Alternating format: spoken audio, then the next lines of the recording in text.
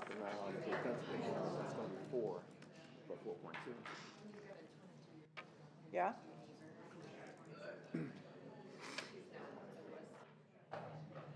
I don't, it's mine. Sure. 2 more.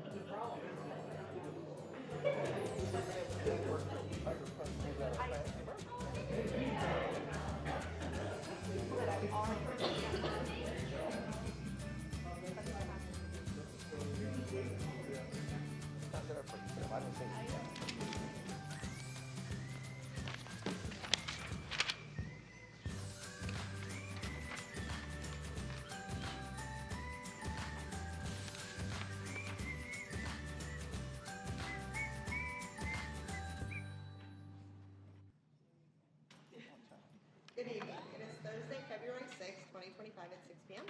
We are at the District Service Center in Cottage Grove, Minnesota. We would like to acknowledge that the land in which we gather is the land of the Mdewakanton Dakota people. Mdewakanton means dwellers of the Spirit Lake. Our first item on the agenda is 1.0, call to order, roll call. Ryan Clark. Here. Sharon Van Leer is absent. Eric Tessmer. Here. Pat Driscoll is not here anymore. Melinda Doles. Simi Petnaik. Katie Schwartz. Here. 2.0, Pledge of Allegiance, please stand. Pledge allegiance to the flag of the United States of America and to the republic for which it stands, one nation, under God, indivisible, with liberty and justice for all.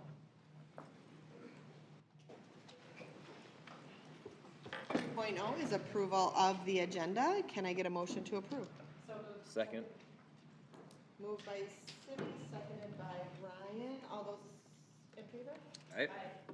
Any opposed? Motion carries. 4.0 is our workshop items. 4.1 is a construction update for Woodbury High School, and that will be introduced by Kelly Jansen, Assistant Superintendent.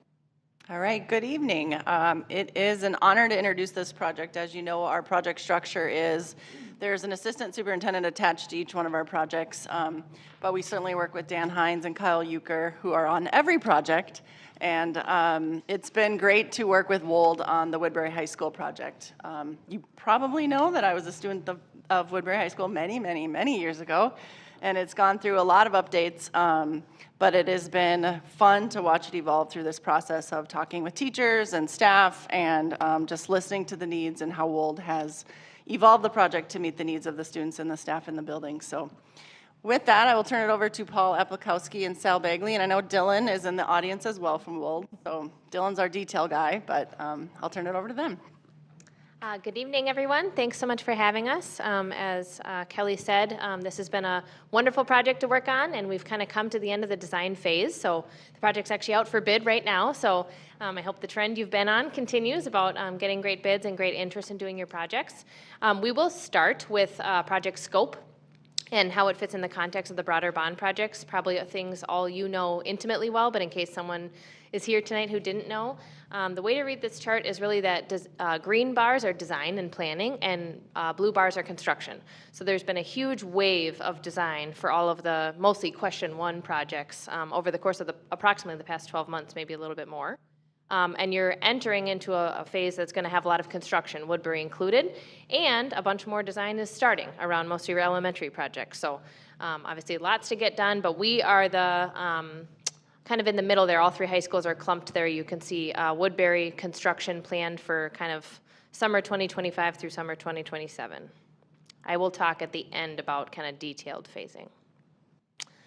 So for those not familiar, project scope, we have some site improvements to do traffic and parking flow.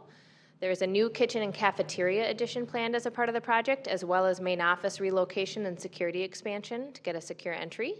We have renovations of various parts of the building. Some of the larger items are listed here, so that would be science, media center, career and technical education, art, but certainly many departments are touched through this project, both just because of kind of, because some of these other projects are touching them, by no fault of their own, and we also have quite a bit of long-term facilities maintenance renovations, so that's floorings and ceilings. The building has some demountable walls that it's time to replace. There's some mechanical, electrical items, so those don't show up quite as easily on some of the floor plans, but there's quite a bit of work happening at the building. We worked with the advisory committee, which was made up of, Sarah, how many was it, 25 or 30? Staff, administrators, Sarah, Dan, Kyle, Kelly, and then our design team, to really start the project by understanding the goals. So you got a certain set of funds from the voters to accomplish a certain set of commitments, but it didn't tell us how to do it, right? And so this group really helped us determine how to solve these problems at Woodbury High School. So we write these guiding principles and design criteria, some of the key points that really drove the plan or drove the project.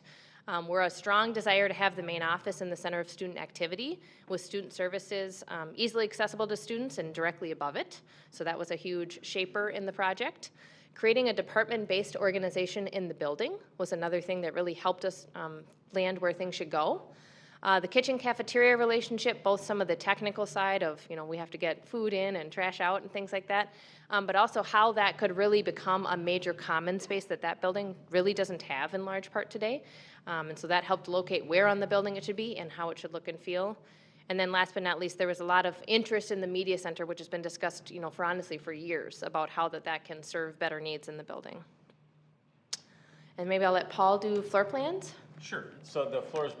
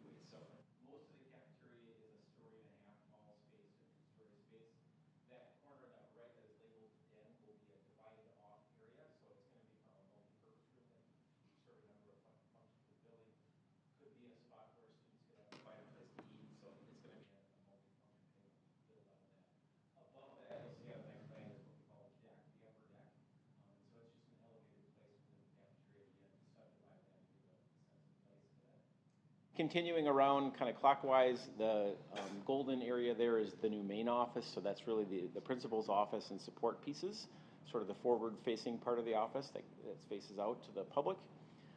The special education area there is shown in purple. That is being reconfigured moderately, I will say, to better fit their needs, but largely that's being driven by replacing some of those demountable partitions to make a better environment in those classrooms. Then you can see in green, there's a combination of renovated science classrooms and some newer ones are being created out of the renovation that's happening there. So that gets the science department all together to meet that goal of being a departmental building. Then circling up, that in INCL is the inclusion center, so that is being relocated up to the front of the building and a little bit more connected to the commons spaces that we're creating in the building. And then the two other areas in orange are a renovation of the locker rooms, so they're going to get a facelift and a redo. Another thing that you'll see as we go through some of the graphics for the project is we are creating sort of a new framework for circulation in the building. You can see labeled there the lobby just inside the front door. There's actually a level change in the building there, so there's a ramp and a big stair that takes you up to what you probably think of as the athletics corridor now, but that's being expanded as part of the new cafeteria addition. So that area is really going to be a great new center commons for the building and for people to gather. So we'll go up to the next floor. Oh, sorry, I'm driving. So on this floor, again, some of the pieces continue on. So the cafeteria is actually a 2-story space, and then you can see that upper deck in the light blue there. So that's a spot that overlooks the rest of the cafeteria. In the gold is the upper level of the offices, or really the student services section. So that's more of the student-facing portion of the office. And then across from that is the new media center, which is getting a real tip-to-tail redo. So completely redoing that, the function of it, its connection to the building, and all the finishes will be redone. And creating some great student-centered spaces within there.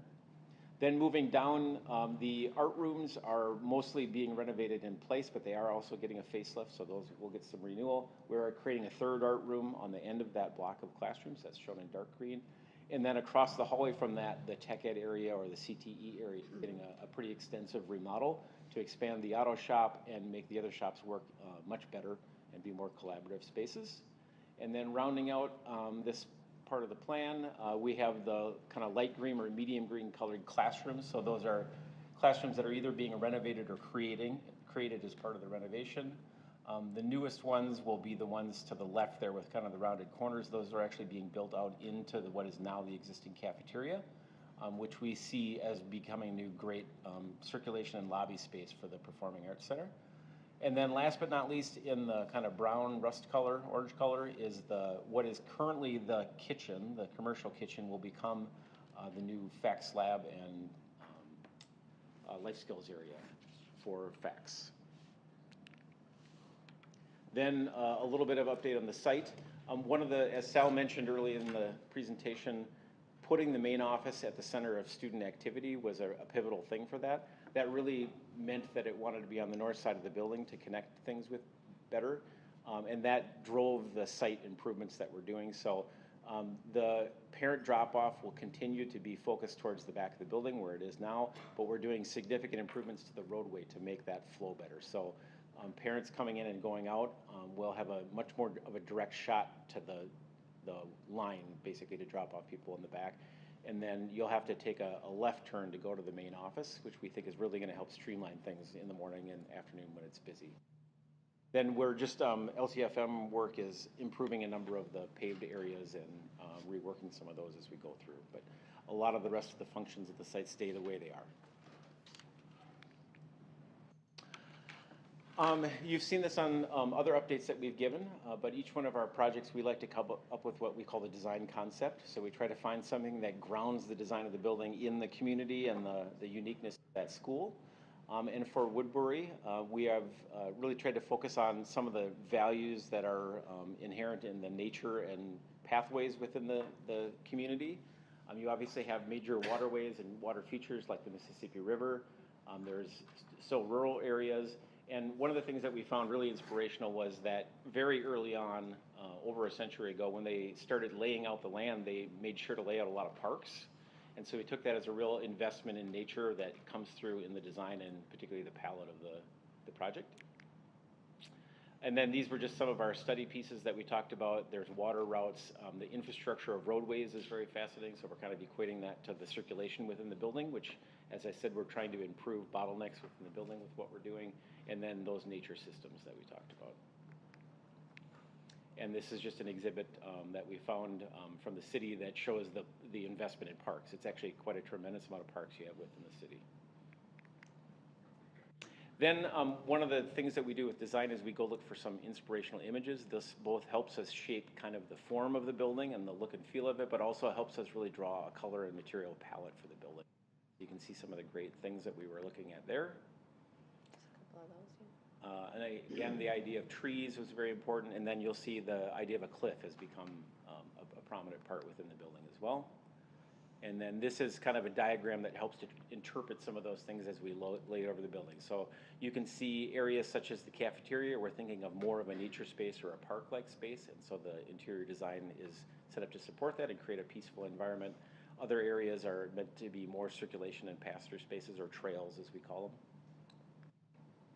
And then that same diagram for the upper level. The media center and that new performing arts lobby are also places that we're trying to create some places of rest and solitude that will help it feel like a more peaceful place, but also a vibrant center of activity. And again, some more of the inspirational materials that we drew on for the inside of the building, including, again, trees, parkland, the cliffs, and the big open sky. And then, as I said, we draw on those materials or those images for inspiration for materials. So we have a number of kind of natural earth tone and grounded materials, which can be very vibrant, but also a bit more timeless, so that they can stand the test of time. Sarah does have physical samples of all these if anybody's interested. Sometimes it's hard to look at a monitor and appreciate the color tone. So as we go into the next phase, which is showing you how materials will be applied, if you're interested in what those actually look like and feel like, we do have that. So some things you can see on here, as Paul said, we've got kind of some natural colors that came through in paint. We've got some wood and metal ceiling elements. So that metal ceiling is actually a perforated where light can come through it. So maybe to emulate, dappled light through tree canopies and things like that, as well as building upon the existing building palette, because we are not changing everything. So when it comes to, we will kind of zoom in a little bit on different areas of the building here and show you a couple of 3D renderings, and then want to make sure to leave time for questions, certainly. So these are examples of some of those user group drawings we do, where we sit down with the people who are actually going to live and work on those spaces and get all the details right. So here's a zoomed in plan of that first level of the main office addition renovation, and then on the right hand side is an axon drawing. We're kind of looking down into it. Spent a lot of time with Sarah and her team talking about, where are doors, where is glass, where are displays, where are outlets, where is storage, right? And so you'll see that through all of these. And then just a couple views of what that could look like, or what that's planned to look like. So for those who are trying to locate yourself, this is kind of looking exactly at where the office is today. We are bumping that out to add space, so there will be an addition at the front of the building there. In the left corner of the slide, you can see there's a little blue dot and like a cone. That's really where you're standing in the new plan, and then the cone is what you're looking at. So that's kind of the view. And then at the bottom really shows kind of the key materials shown in this view. So here's a view of the attendance desk from right after you've left the secure vestibule. The door to Sarah's office would be right to your right, and then back to the rest of the school would be behind us. A little hard to see here, but you can see there's some people heading up. There's actually a stair inside this suite going directly to student services right above them, so they've got good proximity. And then we've got some branding both for district and for Woodbury, kind of at this important welcome moment. You'll also start to see some of the design elements. We're using, again, the natural materials like wood. In this case, the soffit over the desk gives not only a sense of enclosure, but it gives some presence to the desk, and also is kind of recollects the idea of being under a tree, for instance. So now we've stepped just outside that space. This is in that lobby area. So the space with the curved glass in the background of the space is the inclusion center. Paul mentioned, for those who are not familiar, actually that game gym hallway is 2 feet higher than the rest of the main level of the building. So we needed to reconcile that here. So we've got a stair and a ramp. We've got some branding with a built-in bench there at the back where you can see those students sitting, and then more evocation of that tree language, things you would see, vertical elements along a trail, so you can see some of that wood on that same branding wall, as well as in kind of the design of the railing and guardrails. Here is a space, so we're just standing in the lobby, we turn around and look back at the main office in this. So Sarah has a name for this. What do we call this? What this always? This is the back hallway to the main. Back hallway, I want to use the right word. So this is the back, the staff called this the back hallway. So when we were explaining this to them earlier this week, this is the back hallway. Sarah's office is that curved glass space in this, so that's the principal's office, and then we've got some built-in individual and small group study space for students there with more of that trail and wood language. Paul mentioned maybe some wood ceiling as to evoke the feeling of being under a tree. We have a couple of areas in the building where we can do some kind of surgical changes to help create flex space. So here are a couple examples. The bottom right is actually what it looks like today. So we identified that there are more lockers in the building than student demand for lockers in the building. And so could that square foot serve a higher, better use? So this is an example of that, opening that up, taking those lockers out, and between flexible furniture and a change in materials, creating a wonderful place for students to work who might be, on the ground in a hallway right now. Here is a close-up floor plan view of that kitchen cafeteria. This is a more detailed plan that does show, down to the level of where every oven and rolling rack is, but you can see some of the things I'll point out. The kitchen is L-shaped, really around and then there's the servery, so that's really the part of the kitchen that students interact with, and those arrows really represent the intended traffic flow. So students would come in down that southern hallway, turn right into the servery, and then there are multiple service lines, and then they would exit back on the right-hand side of that into the cafeteria. You can see a suggested seating layout here as we worked with Sarah to how to make sure that we meet needed demand. Paul mentioned already we've got that flexible den space, which is not unlike your den or community room at many of your other buildings. They saw that on tours, actually, so it was one thing that came out of tours is, can we have part of the cafeteria not feel the exact same and be able to serve other jobs throughout parts of the day. We do have a set of bathrooms there on the very right-hand side that are in that fully inclusive model right inside the main entrance. And then I think the next slide is we're looking down into that, so to appreciate the volume. We didn't highlight it much on the floor plan or the site plan review, but you really want to have loading anytime you're having food, right? So the kitchen being there really means that we need to get a truck there, so we had to design around that, as well as shielding and screening of that. So you will see that in the renderings of kind of a site wall that makes that not as obvious. So now we have a few different views of the cafeteria. So here is the hallway. The game gym or the competition gym would be kind of right behind us for context, right? This is that hallway, and so the wall there leads you into the cafeteria. We wanted to, again, evoke that idea of we're leaving the trail going into an open park, that dappled light through that metal ceiling element. This is the part of the building that will be designed as a storm shelter, or is designed as a storm shelter. So while there are many openings here along the hallway and to the exterior that you can see, there's specialized construction around that can be in place in the event of a storm. So there would be, for example, a coiling shutter that would come down and seal this opening to the hallway in the event you needed to use it for that. I think I'll point out too, it's really smart to look at the actual color samples that we talked about Sarah has. For instance, on this monitor, I think it's a little closer to the right color, that orange.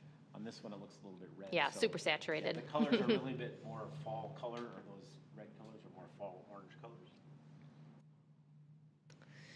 Yes, it's interesting that even in this room, they're different. So here we have stepped just inside the cafeteria, and the kitchen and servery would be right behind us. We've just walked through one of those openings. You can see the volume of this space that we talked about. So this is a fully two-story space, and then there was a lot of design intent behind, creating that. What do you feel like when you're in a park, right? There are some overhangs, but then it also, I'm going to step forward and I'll step back. There's times where there's nothing above you and you can see clear right up to the sky, right? And so we use both of those soffits with the colors, some of our wood elements, as well as allowing the sky really to peek through all of that. And then we've got our exterior wall here with windows. Here we have stepped kind of 2/3 of the way into that space, closer to back to the main entrance or main office. We've got the den. And I should say, this is the part of the project where we brought in the language of the bluff. So this is, a rocky overlook. And so while we have the upper deck above, we have the den below, which is a little bit more enclosed. And so you can see in the materiality application some of the tile that has some texture and some of that color, evoking kind of that Mississippi River bluff language. And also, again, this is all part of the tornado shelter. So those windows that you're looking at are hardened with ballistic glass that will withstand, they call them missiles, but like a 2x4 going 250 miles an hour will not go through one of those windows. A hardy window. And now we're in the upper deck, so this is that upper space as a part of the cafeteria. So again, it can really be a flex space during the school day. This is actually, part of it serves as a circulation intent. So you're actually able to get to the cafeteria from the upper level of the building without having to take that same path. So that will help alleviate congestion. And just a different space within the cafeteria, because being in the hundreds of people, 2-story volume, the advisory committee really wanted to make sure everybody felt like they had a place that they could eat comfortably. So some of the design language you can see here, really trying to have that open sky. So we've got some of those cloud-like ceiling shapes, a very light blue painting of the structure. Here's a view inside the den. This could serve a lot of different functions, including for large meetings or staff meetings or trainings or things like that. And so while the geometry of the space is bluff-like with some of those ceiling elements and angles, we did bring a lot of the Woodbury way and kind of Woodbury-specific branding into a space like this. It's also right inside the main entry, so whether you have community groups using it, things like that, right? Here we have the media center floor plan in 3D view. So there is a couple of key points here. While we certainly had to think through things like, the media workroom and the circulation desk, there was a couple ideas the advisory committee had that really drove the plan, which was to have these, they labeled them media living rooms on the north and south side. So that's really, taking really the wall of the media center present and moving it in a little bit and allowing some open seating area that can serve as flex space for all the surrounding classrooms. And then those, both on the north side and the south side, are actually operable walls. So it could feel very open and permeating at times of the day, and you could enclose it if you needed the acoustic change. A couple views of that. So we are looking at the north side of the media center. This is the secret hallway. We used the wrong term earlier this week. This is the secret hallway, and so right to the left, it's a little hard to see in this view, we're too close, is actually the student services right on top of the main office, and that upper deck is actually right behind us, right, to locate us. So here we have, again, that kind of exiting from a trail language, some of the same things you've seen in other views, and we're entering into the park, so we cross through that dappled light ceiling element again, and come into the media center, which is really designed to be another open park. So you saw many of those same elements in the cafeteria.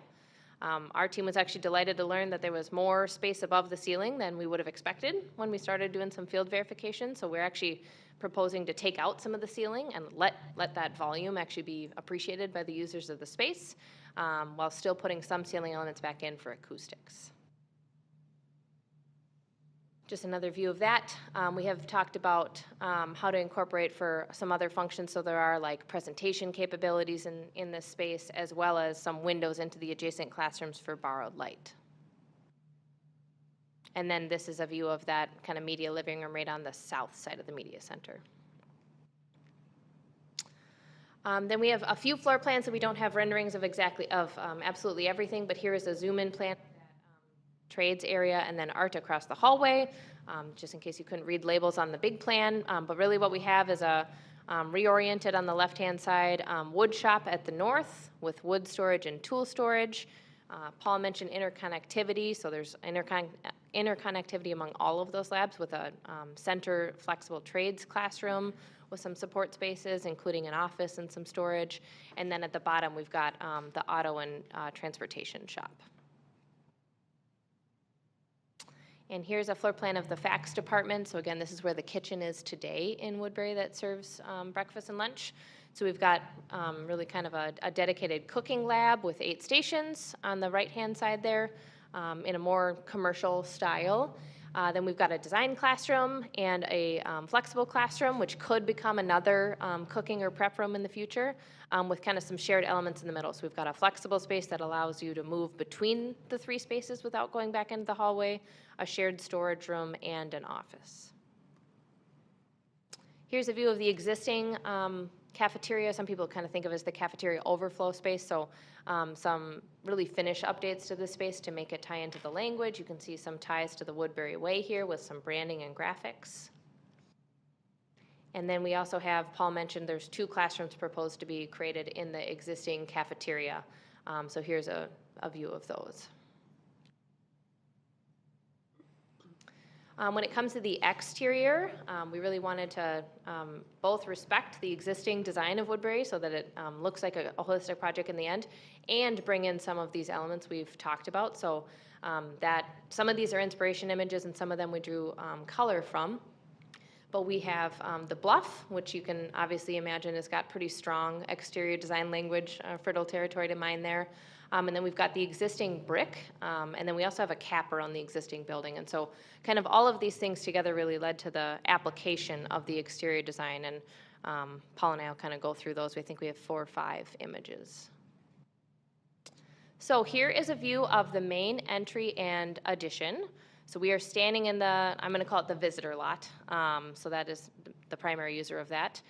So we've got the main office addition at the very, very left, a 2-story high entrance canopy with some signage. And then that lighter color is really that bluff language we talked about on the inside coming to the outside of the building with some patterning and reveals and changes in finish.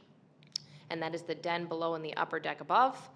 And then that transitions to going back to the brick language that really the rest of the building has once we continue into the cafeteria. There is a plaza here for students to be able to eat, or patio, some people call it. And I'll kind of just step around so you can get a little bit closer. So here's a little bit closer to the main entrance. We've got a W, a Woodbury W, holding up that canopy with some exposed steel. Then here is a view kind of as you drive up to that. So this would be really the approach if you've chosen to take that left, Paul mentioned. So cafeteria on the right-hand side of the image here. And then you can see a W in that entrance canopy. This is also a good view. You can see the existing building in the background and how there's that very strong, it's actually a precast cap at the top of the building. So really wanted to draw that through. And those materials really helped us pick the exterior color palette. Here's that relocated, we kind of call it pulled out athletic entrance, and then I mentioned there's a site wall to screen the loading area, so that's really what these precast panels are doing. So a truck can go back there, but it doesn't feel like you're showing up at the loading dock when you're showing up at the front door.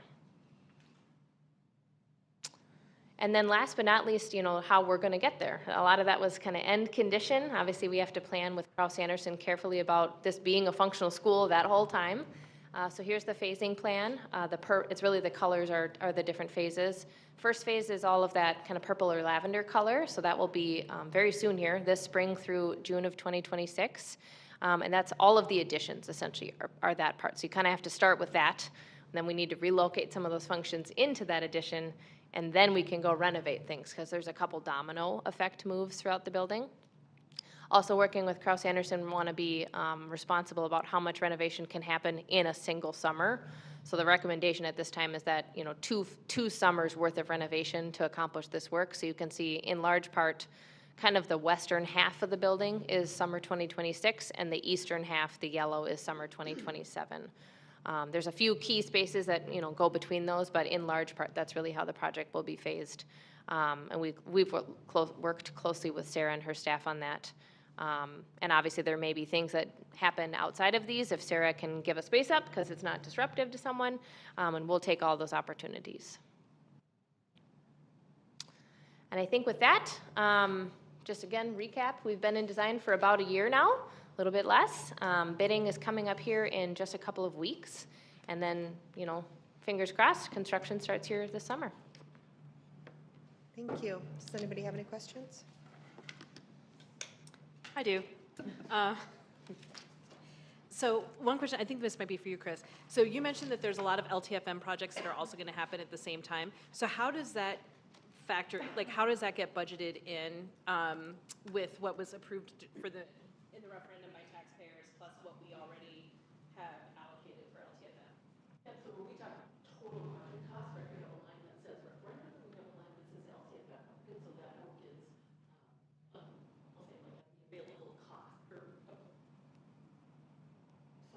resources available. And then we'll work closely with Wold and Dan Hines and Kyle, and we just met actually as a team to start talking about some of that, because we know some of the phasing will impact when some of those dollars occur. But so then we lay out our LTFM 10-year plan, and we'll have that in mind. So the plan that you approved last June actually had some of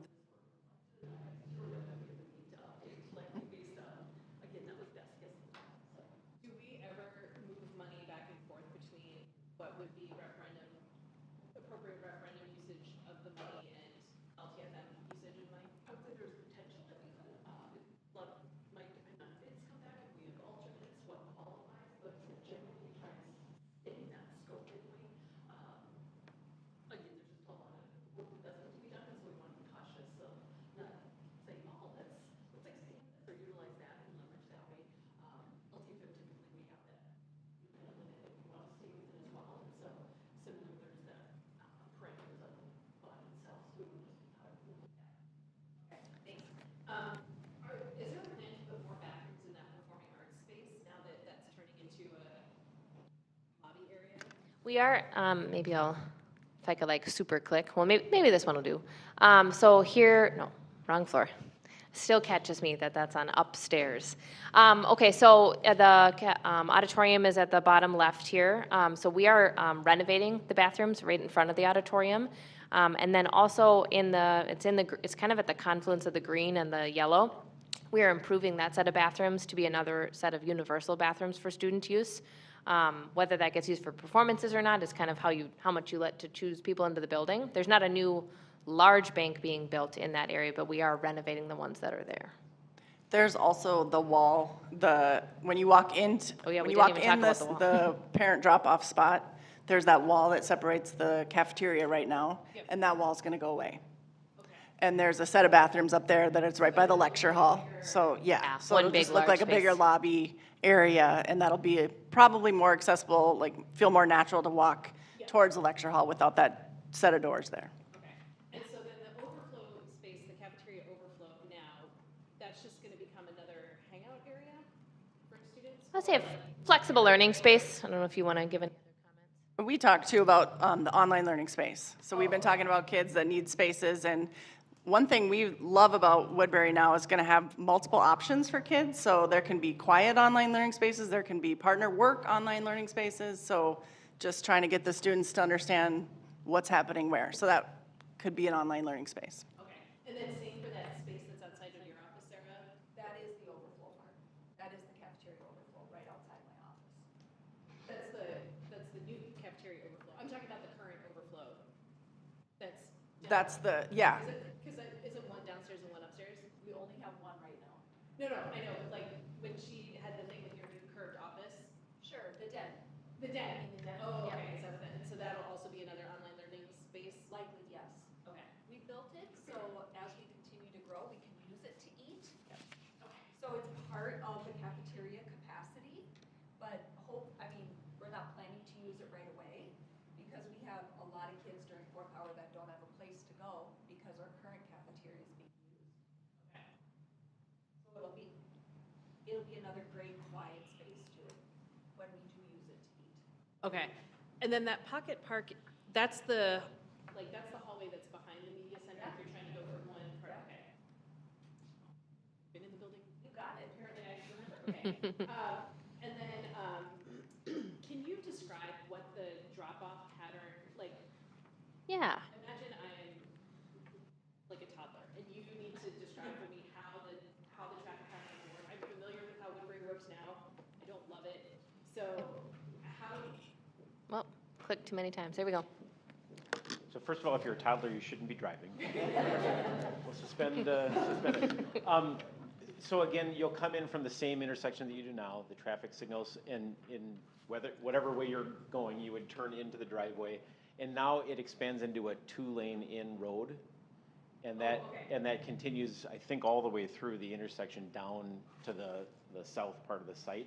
so where there's the stop sign now, like traffic just would continue? You'll have right of way to the right. Yep. Okay. Yep. So that should help streamline things because we believe that a significant part of the problem now is people trying to turn left to get out are Yes. backing everybody up. Yes. So they'll now be given priority to clear out, basically. Okay. Then we are doing some subtle shifts in the southwest parking lot there, that red loop that's shown there. That significant parts of that will be double lane parking too. So we're actually increasing the amount of stacking that you can do on site by doing that without expanding the footprint of the pavement very much. So you're creating more parking spots? Is that what you just said? We're actually just making the whole route will be double lane all the way up until you drop off your students. Okay, So okay. you can just stack more cars, can sit in that area. Okay. And then right now, if you go to an event at Woodbury High School and it's an evening event and it's busy, you are like parked, if you don't get there half an hour early, you are parked like pretty far away. So will this impact how far away families will, like families' experiences coming to, concerts or plays or parent-teacher conferences or something like that? We're not significantly expanding parking, so that's going to be similar. That'll be the same, Anybody else? Thank you. Thanks for having us. Okay, on to 4.2, and that is Spanish Immersion Program Review, and that will be introduced by Tyrone, Brookins, Assistant Superintendent. Wait for the transition here.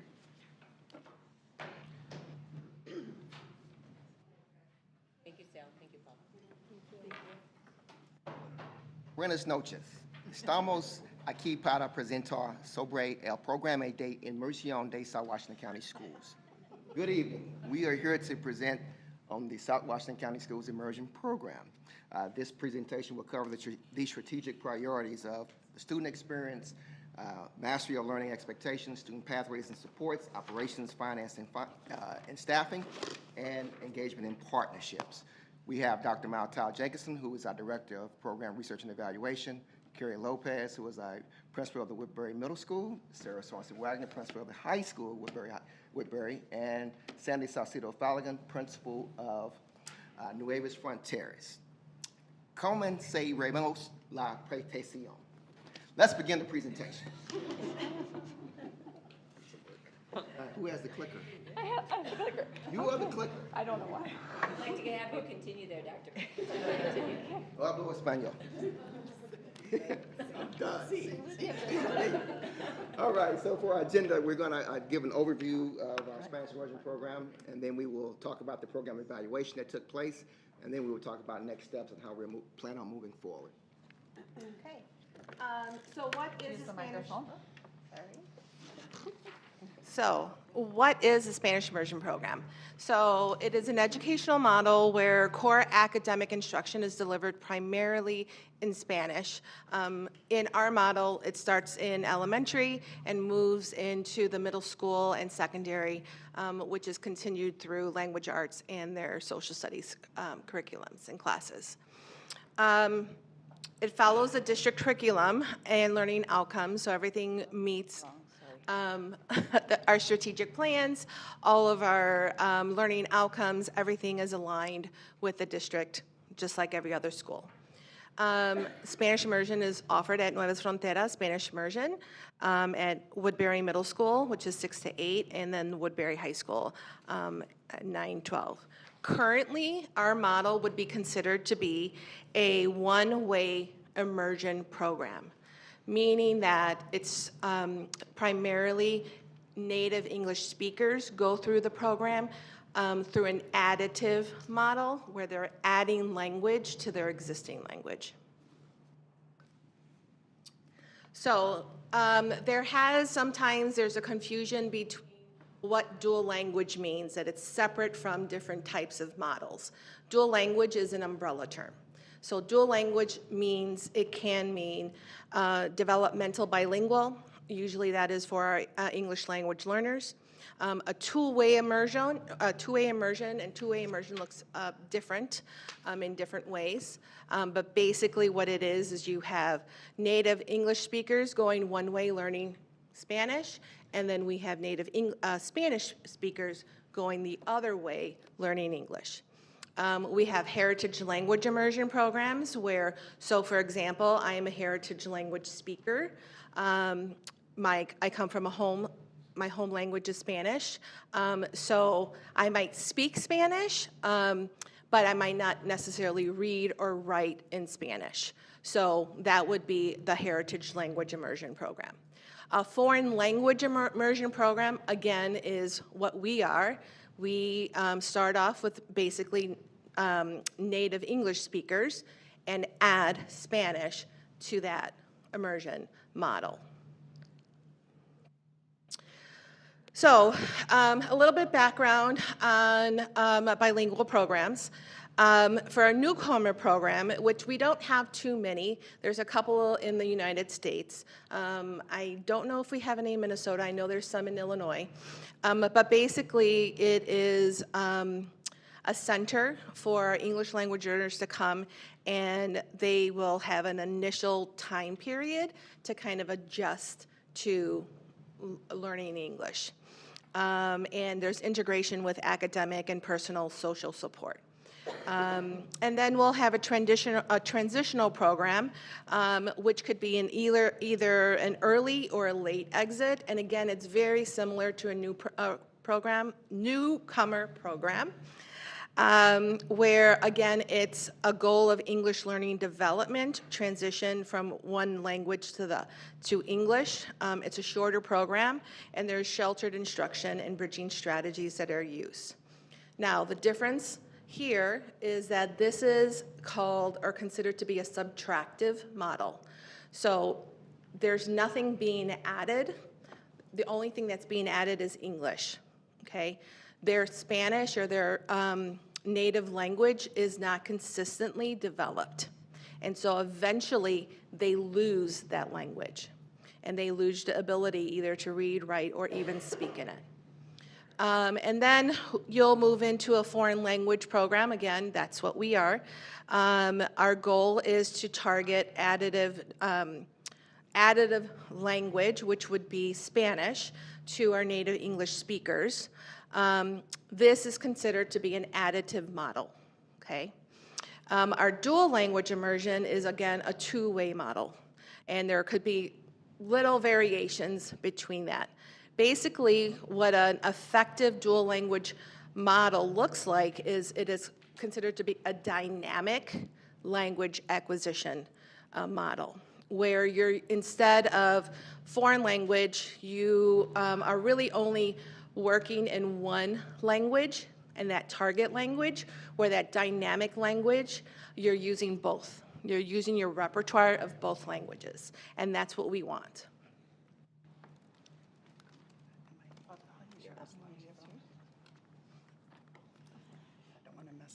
Okay, so next we're going to look at the history of the immersion program. So as you go way back to 2004, 2005 is when we started. I was an elementary principal at the time, so I remember at Bailey Elementary. And then we moved in 7, 8, we moved it to Crestview Elementary, and we had K3 at the time. Then the first cohort for middle school, Cottage Grove, took the program 2010-11. Then up to Sarah's building, Woodbury High School in 13-14. And we had our first graduating class in 16-17. And then I built an addition, and which was really awesome. Love my addition. And we moved the pathway over to my building 6-8 in 18-19. Then Immersion left Crestview, and they went into the old Oatman in 1920. And then we don't really want to talk about COVID. Like, I don't remember COVID. It was a long time ago. Did it happen? So we can go on to the next one. Okay. I'm not going to talk about COVID. I don't want to talk about COVID. So we're just comparing the demographics of the immersion program. So as you can see, from 2013-14 to 23-24, and the increase that we have in our Latino population that's in the demographics in our program for Nuevas Fronteras. Thank you. And then the demographics for our whole K-12 immersion program with enrollment numbers of 902, and I thought it was pretty amazing that we're so close female and male so 48 to 52%. Then it breaks down from white at 60%, Latino 29, 2 or more races 7, Black African 2, Asian 2. Primary home language 79% English, 18% Spanish, and 2% others. And we have 7% receiving EL services, 13% receiving special education, and 18% of free and reduced students are part of our program. The next slide, so this is our pathway, and the piece that we want to point out is when you look at Nuevas Fronteras, in K1, 90%, so the first number is what they're learning in Spanish. So they're speaking Spanish 90% of the time, English 10%. Then it just goes up, grade 2, 75 English, 75 Spanish, 25 English. When they get to 5th grade, it's 50-50. So you see the breakdown for Nuevas. Now when you move into Woodbury Middle School, out of their 6 periods, 2 classes they speak total Spanish, which is in their social studies. So they're basically getting their 6th, 7th, and 8th grade social studies in Spanish, while the rest of the students are getting it in English. And then they have a course for Spanish language arts. That's also fully spoken in Spanish. And then they follow up to Sarah's at Woodbury High School, and it mirrors the same, with the social studies being in Spanish, and then they have a Spanish language arts, so 2 out of their 6. So this next part of the presentation will be the immersion in action. So you will actually see classrooms and students engaging in the language. And Sarah, I'm not sure if you're going to click or how this happens. I'm looking, oh, here we go. I click again? No. Go back.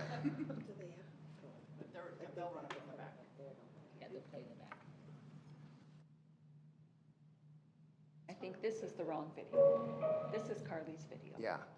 So click out of that. Yes, that one. There we go. ¿Quién es tu pareja? Nobody. ¿Qué dice tu tarjeta? Omnívoro es un animal que come plantas y carne. Eso es cierto. Si tú estás de acuerdo, dile, estoy de acuerdo. Estoy de acuerdo. Bien. A ver, vamos a ver. Emi, dime un número. 3. Tomás, dime un número. Un número más grande que 10. No. Pero menos que 20.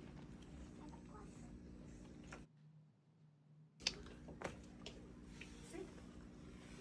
3, 2. 19. Oh, 19 más. ¿Tú dijiste 3? 19. ¿Cuánto es 19 más 3? 22. 22. Samara. 22. 22. ¿Quién es 22? Samara. Samara. Ok, Samara, ¿dónde está Samara? Aquí está Samara. Samara, lee tu tarjeta. ¿Qué dice tu tarjeta, Samara? ¿Tus tarjetas? Un animal que caza otra animal.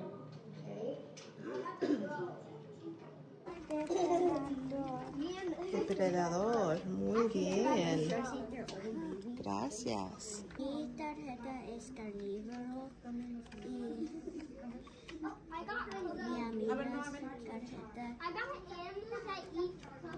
es una.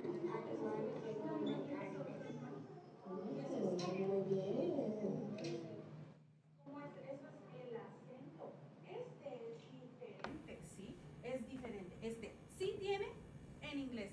No tiene. A ver, uno más. Adi, ¿qué notas?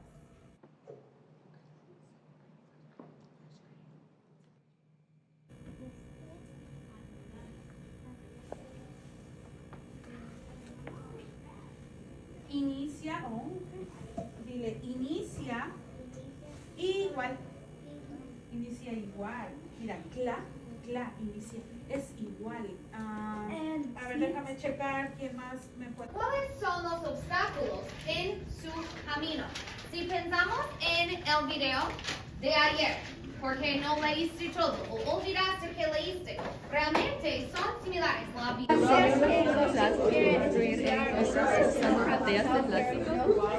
sabía, eso es fantástico. La cultura maya es importante en Guatemala rural. Muchas personas. Gracias. Y eso fue el capítulo 3.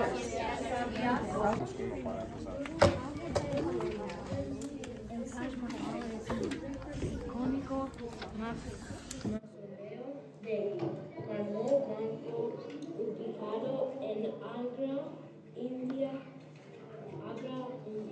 encargado en 1632 por el emperador mogol Shah Jahan. ¿Sabías que viven en pueblos isolados de Guatemala? Se llaman Ustedes muchas veces quieren decirlo incorrecto. Debes decir, me dijo. ¿Ok? Tengo voluntarios primero. Puedes ser creativos gracias a Amelia y River. ¿Qué piensas, Henry? Cruz dice que los niños disfrutan de los videojuegos y les gusta mucho. Dormitorio para dormir. Y estas cosas dos, ¿dónde hay luz? En la subida subiendo la montaña. Hay muchos domingos valiosos en la puerta de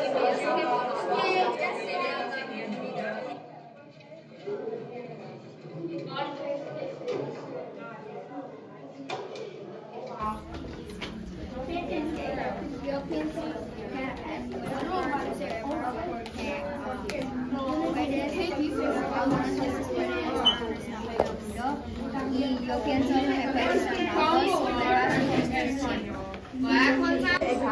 fue tan importante para el Xochitl que Arias no subida subiendo la montaña.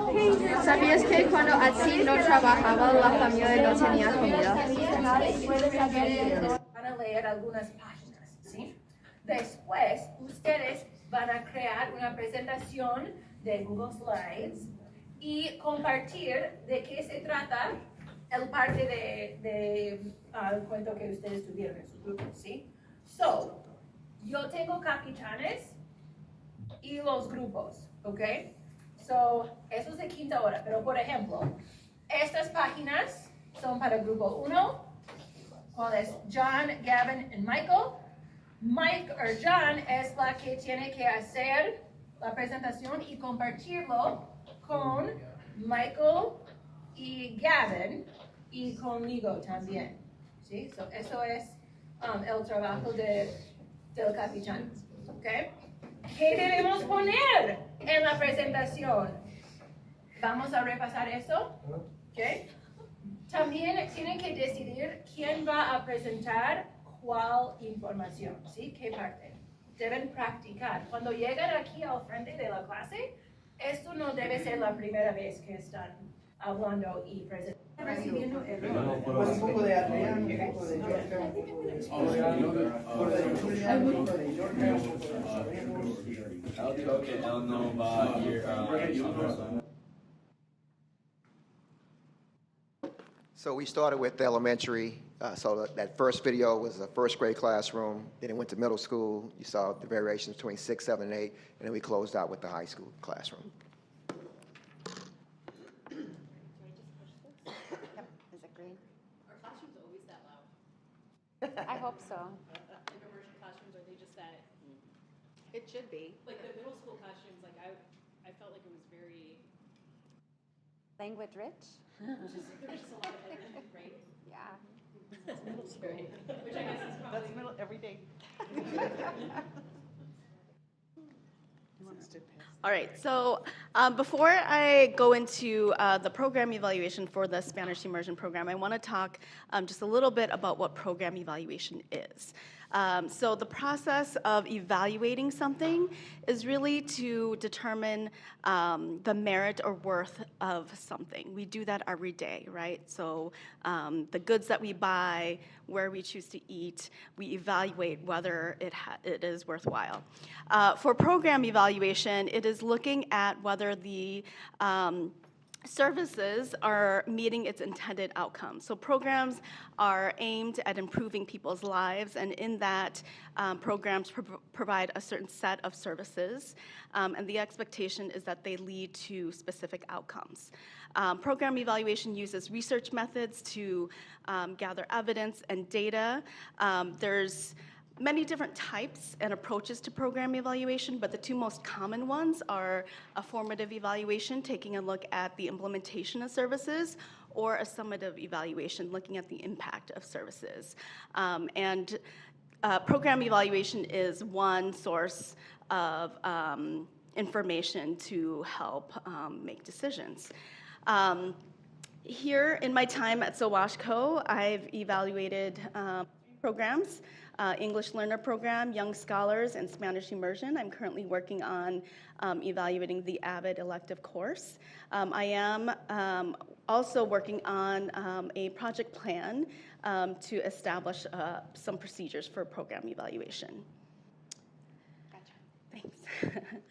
So for evaluating the Spanish Immersion Program, we started in the winter of 2022. We worked together collaboratively, so there were school and district leaders, all the principals were involved, Dr. B, all the teachers, as well as our English Learner Department. We also worked closely with a representative from the Minnesota Department of Education. It had two different parts. So the first was looking at student and family perspectives, and then the second was looking at how our programming was aligned to dual language best practices. So that first piece of gathering student and family voice, it really looked at just what students and families' perspectives were of programming. We did surveys for students in grades 4 through 12, as well as a family survey for parents and guardians. It asked questions about just some of the components of dual language programming, as well as climate and culture, and then family engagement. The second piece to that was looking at how our programming aligned with the best practices. And for that, we used a program assessment from I think it is like the main, one of the key sources for dual language, but it was called Guiding Principles for Dual Language Education. It looked at 7 different strands of what a dual language program should have. There we go. I have to click and talk. So I'm just going to share a couple high-level overviews of some of our evaluation results. So a lot of this information comes from the surveys that both our students and our families took, and you'll see some quotes coming up in some future slides. But celebrations, or things that we were proud of, is that our students and families place a high value on being bilingual and bicultural, and that came out clear in the survey results. Our students feel a very strong sense of community within the immersion program, being together with the same classmates all 12 years, kind of like a little school within the school once they go through the middle school and high school. Students are really proud of being bilingual, and socioculture or intercultural competence, really knowing about cultures outside of Minnesota and the United States. They're proud of that. And then at the high school level, we also award biliteracy seals to students who I know you've probably had this information before, but achieve at certain levels, either on an AP test or a STAMP test. We have a number of different assessments that we can use depending on the language, but our students are highly successful in Spanish immersion of achieving that seal. Opportunities we have to grow include difficulties with staffing and staff turnover. Working on ensuring our students continue to have the balance of the right level of language exposure in elementary, both for English and in Spanish. And then as they get into the high school, having 2 of their 6 classes. Different models encourage 3. We have landed on 2. Most of the schools in Minnesota are at 2. It's just challenging, depending on your high school or middle school schedule, how to provide opportunities for students. We also have an opportunity to grow in our alignment of best practices. We have opportunities certainly to improve in professional development K-12 and aligning our entire system, so we call that vertical articulation. And that's the same as we have in our English speaking or our regular classes. How do our second grade teachers know what's expected when a student gets to 7th grade? How do the 11th grade teachers know what was taught in 8th grade? So that whole articulation of best practices that we would use K-12 in Spanish immersion. We have opportunities to continue to grow in family engagement, and then also in how we track data. You have heard of the MCA test, ACT. There's not specific testing for testing Spanish specifically that we currently use K-12. We do once they get to high school, but we are working on better data and gathering information so we can provide that information to families as their students progress. Some of our student comments, really supportive of teachers. They love, I'm not going to read all these to you. They love learning about different cultures. They love being immersed in different cultures and learning from different people. We have been fortunate to have many of our staff members be native Spanish speakers. We also have a language assistant program where we bring in LAs from other countries. So our students in Spanish immersion have the opportunity to really learn about other cultures in a very different way. They have a higher level of exposure to people from different countries, honestly. They really like knowing more than one language. They're proud of that. Families share. Of course, parents who put their kids in Spanish immersion value being bilingual and bicultural. So they shared that they know the value that their child has, knowing a second language, having a variety of cultural experiences, increasing their child's cultural awareness. You can see they're bilingual is amazing. And really fortunate that and grateful for the teachers and the staff that their children have had.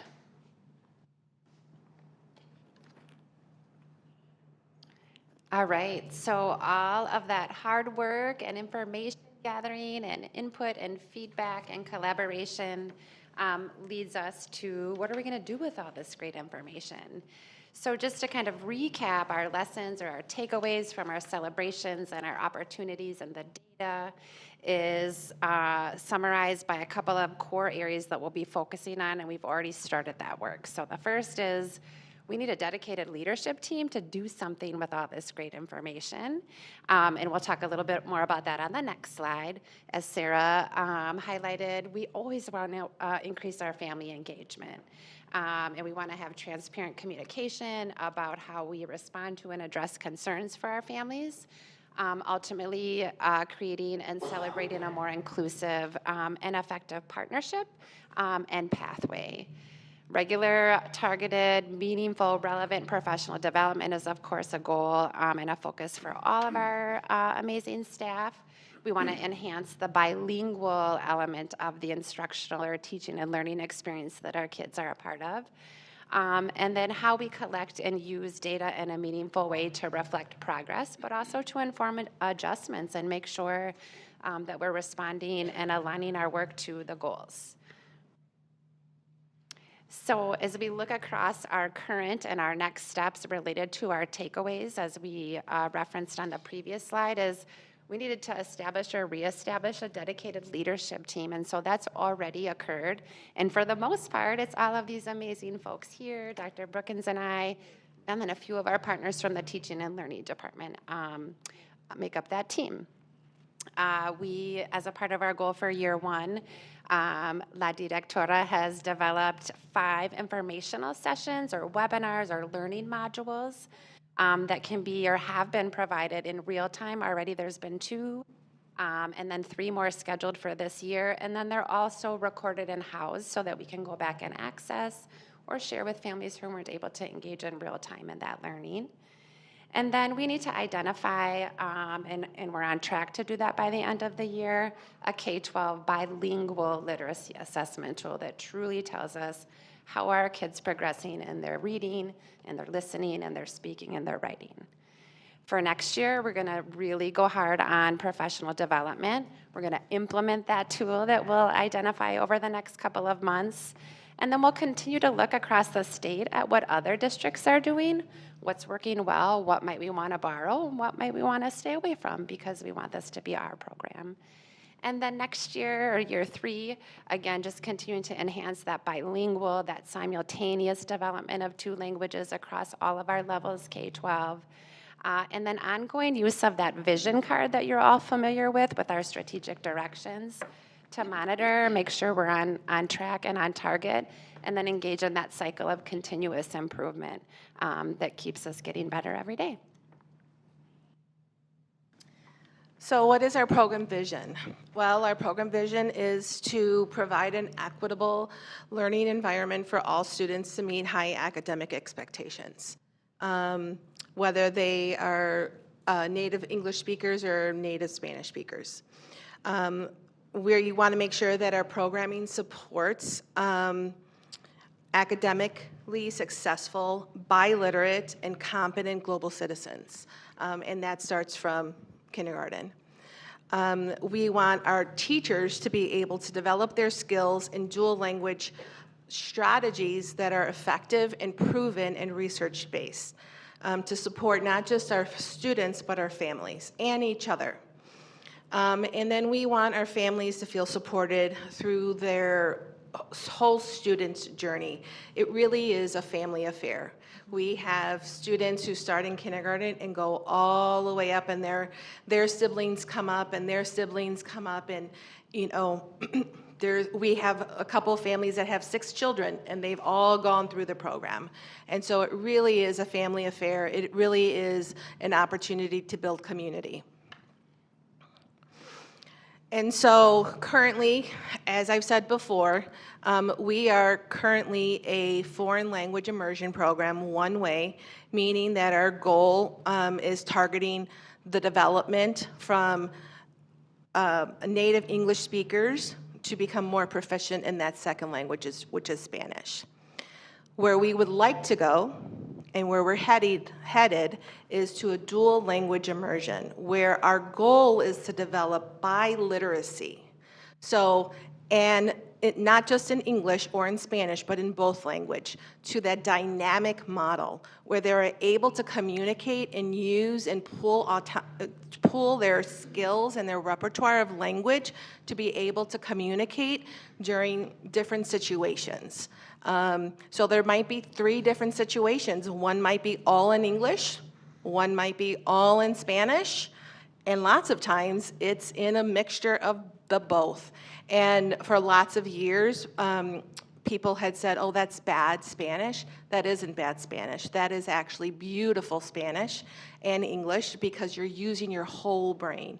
We know that people who are bilingual and multilingual actually use more of their brain power, and eventually the data shows that our students do better academically and socially when they are biliterate.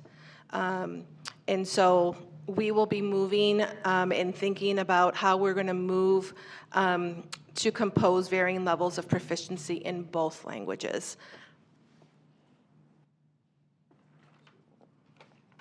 You want me to just head into the next one? That's right. Yes. Yes? Okay. So I'm really excited to share with you that the Woodbury Area Chamber of Commerce selected one of our Spanish immersion teachers, Carly Mejia, as the Teacher of the Year for 2024. And the gala was 2 weeks ago where she was recognized, and we have a video from that was shown at that gala to share with you as the final part of this presentation.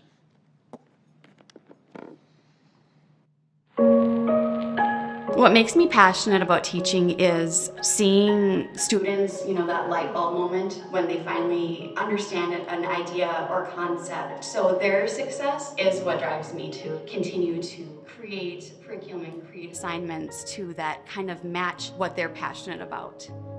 So the Spanish immersion program at Woodbury High School is a continuation of the K-12 program here in District 833. We have students that are new to country, whose first language is Spanish, and then we have other students who began learning Spanish at age 5 in kindergarten and have continued learning Spanish up till now, and they leave in this program fluent in the language. The biggest obstacle for students is getting out of the comfort zone. Oftentimes, they're too nervous and they know Spanish and they know how to say things and how to write things. And the fear of making a mistake is oftentimes what keeps students from producing what I know they can produce. So planning fun activities or planning informal ways for them to speak gets them out of the comfort zone. We as teachers, we don't do this for, the recognition. We do this because we honestly love our jobs and we love working with kids. And I feel like I'm giving back to, kind of making good on a promise at the same time. Back when I was a Park student, I wrote an essay actually in my Spanish class about what I hope to do with my Spanish and how I hope to use it. My personal goals were to use my Spanish to benefit the Hispanic Latino community here. And I feel like my work here, helping students to be aware of cultures other than their own, and then also teaching our Hispanic and Latino students and helping to close the achievement gap and give them recognition that their culture is important in, our little community here and in our district. That's what being named Teacher of the Year means for me.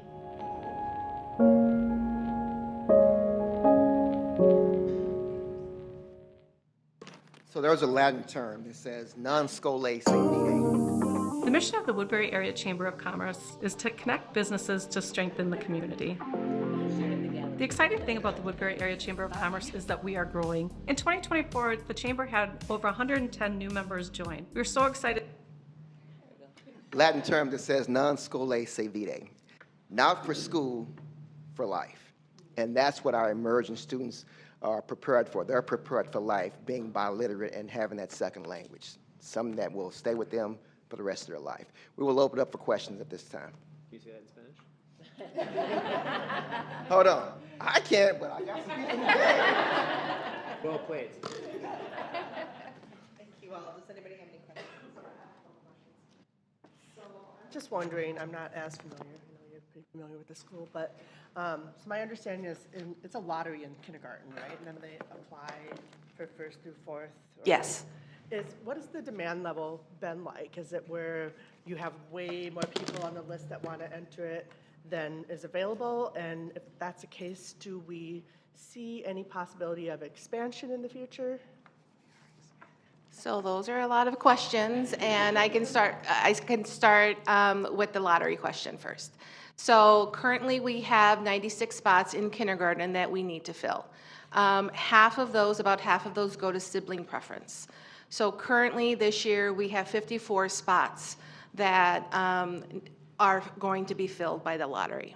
There is a huge demand to be in the lottery. Currently, I don't know, our lottery, I know last year when I was looking at the lottery list and the waiting list, it was in the hundreds. Yes, it was in the hundreds. And so people want to be in it. I've also talked to parents who specifically moved into this school district just for Spanish immersion. I hold coffee with the principal twice a month, and I had a family come in and say, I said, well, did you get into the lottery before you moved? And they're like, no, we just chanced it. We didn't know what we were gonna do if we didn't get in. And so, yes, it's an effective program that people know about and they wanna be there. And it's much more than just language learning. It is the climate and culture that we have in our building and in all of our 3 buildings that is really have been supportive and helpful for not just families, but for our students. So if it expands, that would be my dream, but that's something to be determined. I think in terms of meeting the demands of the wait list, sometimes it is where is that line? And so when Spanish Immersion was housed at Bailey and Crestview, the program itself was much smaller. And so one of the things of having a dedicated school is that we could then determine the numbers of sections. And sometimes because of that fluctuation, we have to have a set standard. Is it right or wrong? Could the board at some point go back and say, yes, we want to add on? Certainly then it would come through a bond of adding on additional classrooms to meet that need. But then we know that that would open up space in another building. And so I think for the community and for the board just to be reminded that when we moved to the new location, we did expand the program as well. I was just going to say that because in the middle school, we've always just had 2 sections, and it would be about 28 kids each. And now our current 6th grade sections are at 34. And then next year, I'm going to 3 sections for the first time. So if I look at the trajectory of going from with her enrollment, I will be continuing to have 3 sections instead of the 2 that I've always had. So we've had growth since the school's yes. opened. And Yeah. so just last year, the last half of last year, we gained 35 students. And so this year, we're at the highest enrollment ever at 567. And if we were to go to full capacity, it would go to 611. So if students don't get in through the lottery or aren't chosen in the application, what's the latest grade level that they can begin the program? So currently, it is 1st grade. So just research shows that we don't want them to have so much of a gap, especially in Spanish. You need to be solid in one language in order to pick that up. But there is opportunities for native Spanish speakers to be enrolled in the higher grades if possible.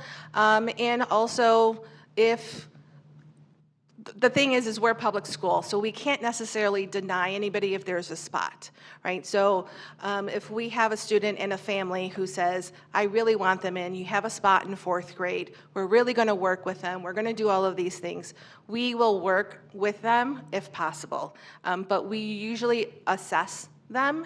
I have my reading specialist who assesses them in our curriculum in Spanish to see, okay, is there a lot of work that we have to do? Is there a huge gap? Is it less beneficial for them to start in 4th grade? And what does that look like? And making sure that that information is given to the parents to have full transparency and clarity around that. Okay. So, one, I was very excited to see my child in the video talking during class time while his teacher was talking. So, I'm great mom. But one of the questions I had, so you pointed out, Sandy, that the program is growing. What do we know? Like, what does the attrition look like when you go from 5th grade to 6th grade, and then 8th grade to 9th grade? It stays pretty solid. It's been a pretty, we might lose a few kids between 5th grade to 6th grade, but not many. I think last year we lost maybe 2, 3, maybe if that. If anything, we might lose a little bit more from middle school to high school, and that really has to do with transportation. So students who are in the track, and if Woodbury is not their home school, they don't have transportation, and so that can sometimes be a barrier. But lots of times they find ways to get there. Families are super dedicated to the program, and they will make sure that their children gets there. Carrie and I just actually did a big data dive into our retention from 8th to 9th, and I think we lost 2 last year. Some years we gain, because even though some might leave our system, at the high school level, when we have newcomers that are native Spanish speakers, we can, you know, especially if they're educated in Spanish, they can come right into a high school social studies class and really be very successful. And a lot of our students, if they were leaving, they are moving to California, they're moving out of our system, or at the high school they have different, you know, we have Cretin-Durham Hall, we have Hill Murray, so they're not staying in our system. So we're pretty proud of our retention between the levels. Yep, and I would even go that I think I had 3 families this past year, that moved in, that came from a different immersion school that had left our district that came in and left their immersion to come back into our immersion in the middle school. So I still gain a little bit every year from 1 to 3 families that have been in immersion, other state or in-state, that have come into the program. I've also had that experience too. So this year we've had 3 families that came in from out of state or within the state itself that came specifically from a Spanish immersion into our program. And so, so those are kids you can gain it, like, so if you're on the wait list and it, like, 4th grade rolls around and you get a call, if your kid is not on the school, like, by the time they're in 4th grade, there is functionally no wait list, correct? Correct. Okay. But then, so you are all talking about how the program is expanding, so how are you managing staffing? Because I know, at least as I have heard that sometimes staffing can be challenging because there's just so many immersion programs, so much competition for immersion teachers. So how are we adapting to grow, to your 3rd section that's eventually going to come your 3rd section? Yeah. So it's really difficult. That's a really hard question to answer. So yes, it's part of competition. The other part is licensing. And so lots of times when a lot of our students or a lot of our teachers that are teaching with us are native Spanish speakers from other countries who are here on visas from their husband's work or from whatever.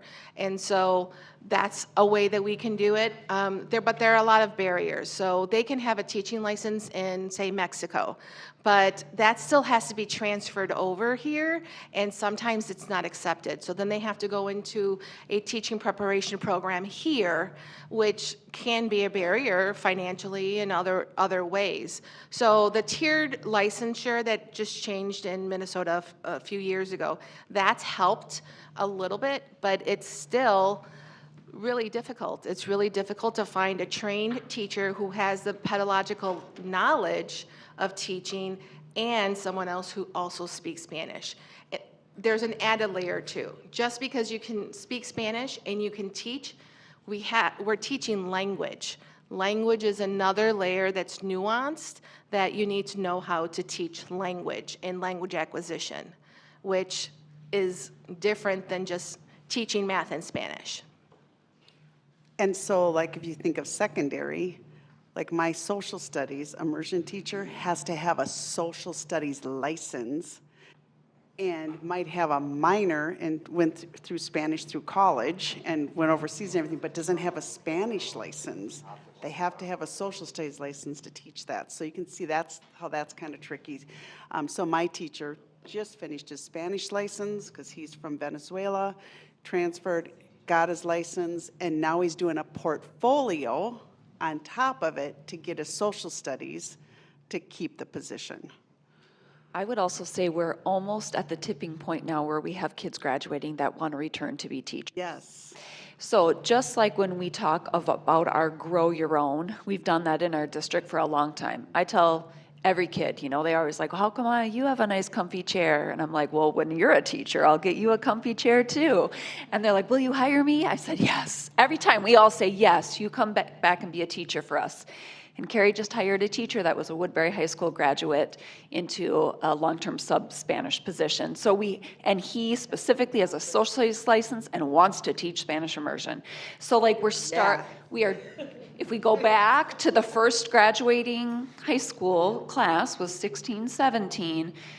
Now we have 4 more years in college. Like Park High School has an American Sign Language teacher that was a graduate of Park. I have an American Sign Language teacher, a graduate of Woodbury. So like we're so close. And Carly was a graduate, as you heard, from Park High School. Yep, but I'm talking about those world languages. Like ASL teachers are also very challenging to find, and we have 2 in our district that went through our program, went to college, and have returned. So we are hopeful. I also have a 4th grade teacher who went through the program. She, Miss Molly Cagle, graduated from the program, and she's a phenomenal teacher in 4th grade. This is her 3rd year, and we're just so happy to have her. And so that is one of the other things. The other thing is how do we network and how do we work with HR, which we are doing, about how are we connecting to different universities. So I have a connection at Mankato State, so they all know, hey, you have a Spanish-speaking teacher graduating, you know where to send them, or Metro State or a couple of other places. So it's really about networking and getting out there and saying, I'm looking for people. And so is it possible to, like if a teacher is Spanish licensed, which I'm assuming is what currently it is, right? To teach Spanish, like Spanish 1, 2, 3, 4, like we took when we were in school. Is that easily, are those skills of teaching Spanish 1, 2, 3, 4 translatable to teaching immersion or not? Or do they have to be sort of readapted? I would say they're translatable, but immersion is so much more. Because the kids coming up to high school already are fluent in Spanish. So it's not like they're starting over in Spanish 1. So our 9th graders are starting at a level 4 or 5. So just the depth of language acquisition is a lot, much more intense. And there is nuance. There is nuance between the different pedagogies of language learning and, say, math learning or reading learning, especially at the elementary level. So there's different pedagogy and strategies that an elementary school teacher might need to know and have practiced than just teaching Spanish at a middle school level. I actually have a 3rd grade teacher who right now, she was a middle school, high school Spanish teacher. She's doing great, but she's going back to school because she knows that she needs that pedagogical knowledge. It's different. One more thing, and you would know because of your kids. So immersion is like a language arts class in the language. So they are reading novels. They are writing research papers. That is not what you would do in Spanish 1, 2, and 3. So they're really applying their language skills. With the, speaking of talking about the seal of biliteracy, so what percentage of our kids earn the seal of biliteracy in any given year? 100%. Have we ever had not 100%? One time. Oh, okay. That's not bad. That seems like a pretty decent. It is a very high percentage of pass rate, yes. Okay. And there's 3 different levels of the seal. Remember, there's a certificate, gold, and platinum. But the last 5 years, 100% of our kids have achieved that, of kids in Spanish immersion. One of the seals. One of the seals. To get a platinum, you have to get a 5 on the AP test. Oh, wow. So it's hard. I assume, not having taken Spanish. Hola. And then in terms of like what we see, like, so I know little kids are always really excited about everything, right? Do we see developmentally like how do high schoolers feel the same about Spanish immersion, or middle schoolers feel the same about Spanish immersion as like the 1st graders do? Or are there more challenges or differences in how they interact with the program? Well, I would just say, as a parent to a 15-year-old, if any of you have ever had a 15-year-old, how much do they love school? Like, so it is just developmental also between I'll just say an 8th grader and a 1st grader have a very different passion for going to school every morning. But the kids that are in high school immersion are committed to it. I mean, it is a lot of extra work. One of their classes is an elective, so they're choosing it, which is a little different than elementary when that's just their elementary school. So I find, at least at the high school level, they are and there might be some parents that are like, you are going to finish this, but when you're learning at that high of level and all of your social studies, your textbook is in Spanish, you're reading novels, you have to be committed to it. And they are, or else they choose not to continue. And they come back. Senior capstone students come back to Nuevas Fronteras. This year, I think we've had the most. We have at least 10 seniors in our building every single day, in our hallways, working with our kids, reading with our kids, playing games with our kids, writing with our kids, and all in Spanish. And so they wouldn't take time out of their day if they weren't committed or excited about it. And so actually that brings up another point about capstone classes. So like what guidance do kids have for capstone class? I mean, I realize I know what my child did, but what do we require for students to graduate with their cord or? So in high school, we require that they take the 2 classes per year and that they complete a capstone project. So their senior year, they don't have their social studies class because we have econ and US government, it just doesn't work as well. The capstone is really an application of what they love to do. So students are guided through a process of picking a project, and some of it is community service. Some of them, I mean, some of my favorite ones have been from musicians who studied Spanish composers and then composed music. So they really can pick a passion area. Painters, you know, Spanish-speaking painters. So they can take something that's of personal interest to them and then do a deep dive into that. So some students choose a research project and producing something. Some students choose volunteering. I do know we have a current Spanish immersion student who's working with our student information program right now in Danilo when we have new incoming families and meeting with them. So we've had students do capstone projects translating material at the food shelf and, you know, like lots, they just pick something and they have to do reflections, they have to do a large presentation, they have to do a project at the end. You have been to the capstone presentation, it's kind of like a science fair where they have to write a paper, a presentation, present to their peers and to people walking around. So there's different components of it. I may have exhausted all my questions. I mean, I honestly have like a million more questions, but everyone wants to go home. So, thank you. This is highly, highly interesting. So, actually, Erin, this might be for you or for Tyrone. So when you talk about like the coordinated system working across the program, the K-12 program, like what does that look like and how is that different from what it was like 5 years ago before the program evaluation was done? Well, just like, so what are you doing differently now than you weren't doing 5 years ago? Because 5 years ago, I think like the principals were still talking. I think we can answer right? that, yep.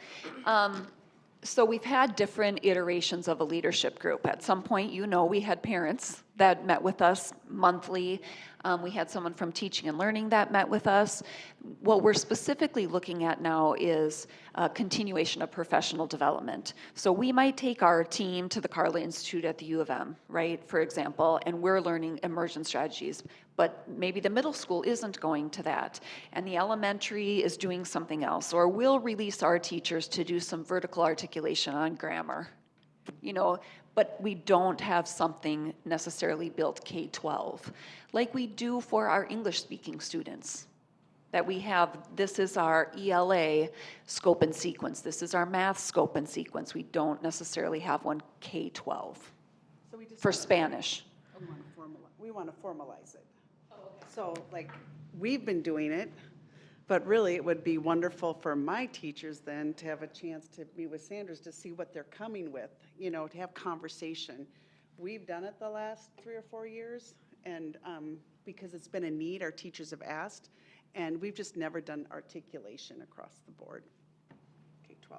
So that was a much prettier version. I was going to offer the response alignment, but that was a much better answer.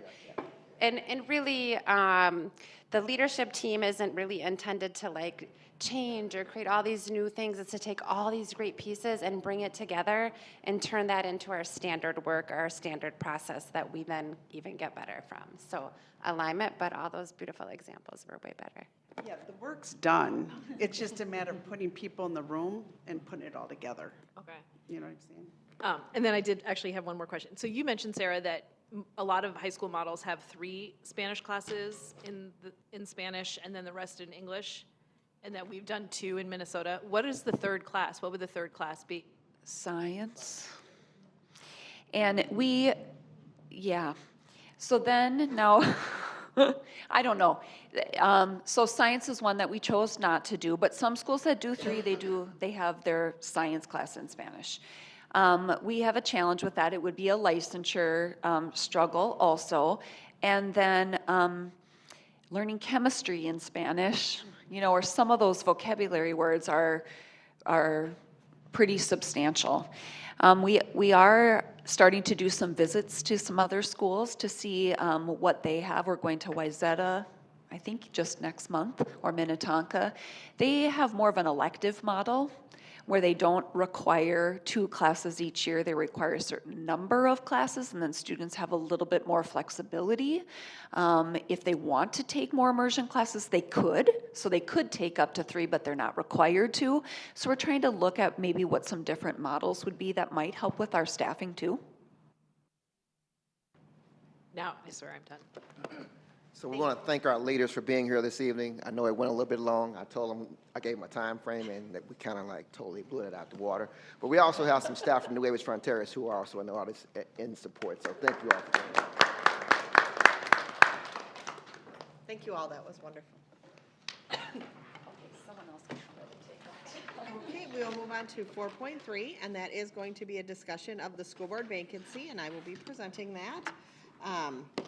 As you all know, Pat Driscoll did resign at the end of January. So current law says that we do have to fill that vacancy. Our current procedure would be to look at any board members that have left the board within the last 4 years. We currently have 2. That was Tracy Brunette, and she has moved out of the district, so she would not be a candidate. The other one would be Louise Hines. I have spoke to Louise because obviously I didn't want to bring her name forward, and then we go to, if we would go to vote, and then we'd vote her in, and she'd be like, no, I don't want to do this. I did speak with her, and she is interested.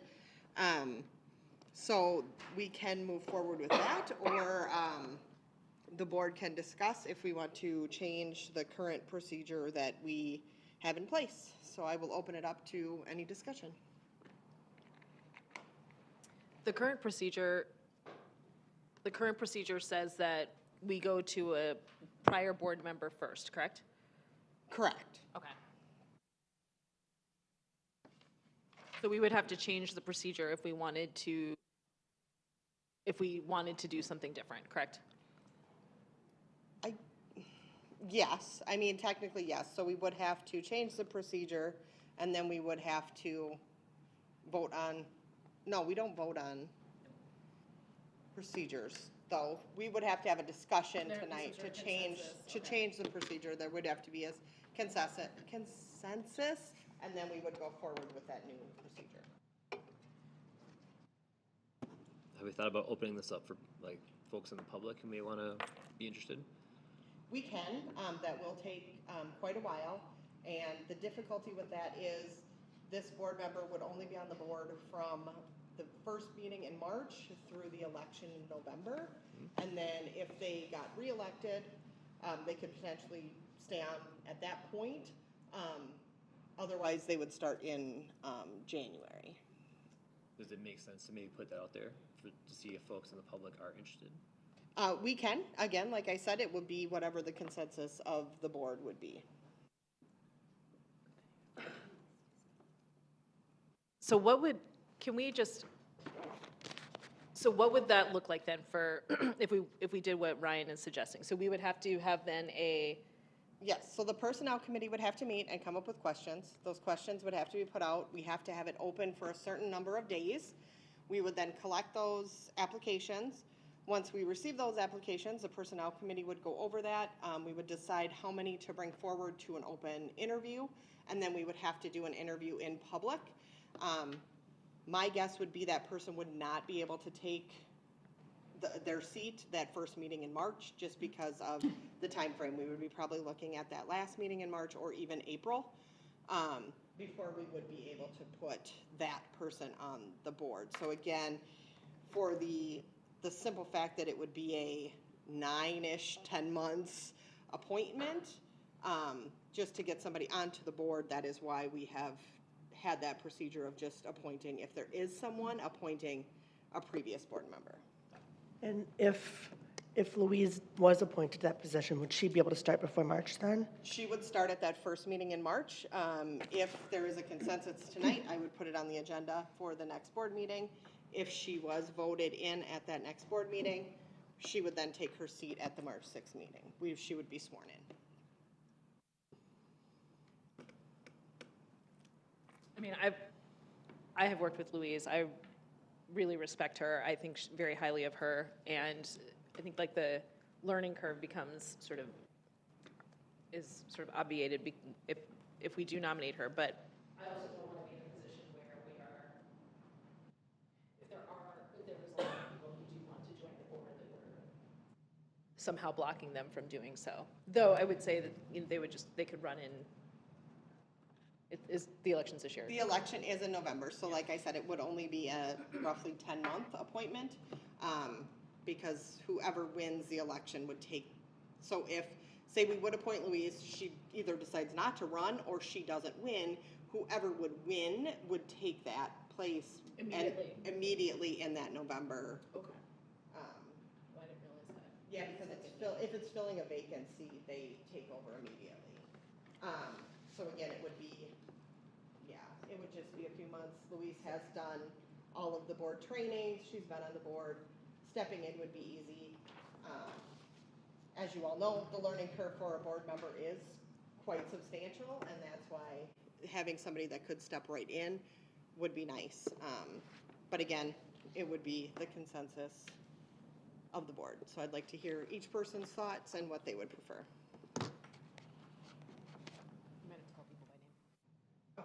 I can start.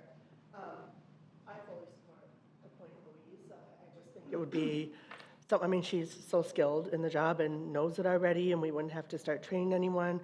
I mean, the difference is if we get new board members, we would get, what was it, 4 at the next time that come in. So anybody new would be trained in a group going through all the different levels of training and everything.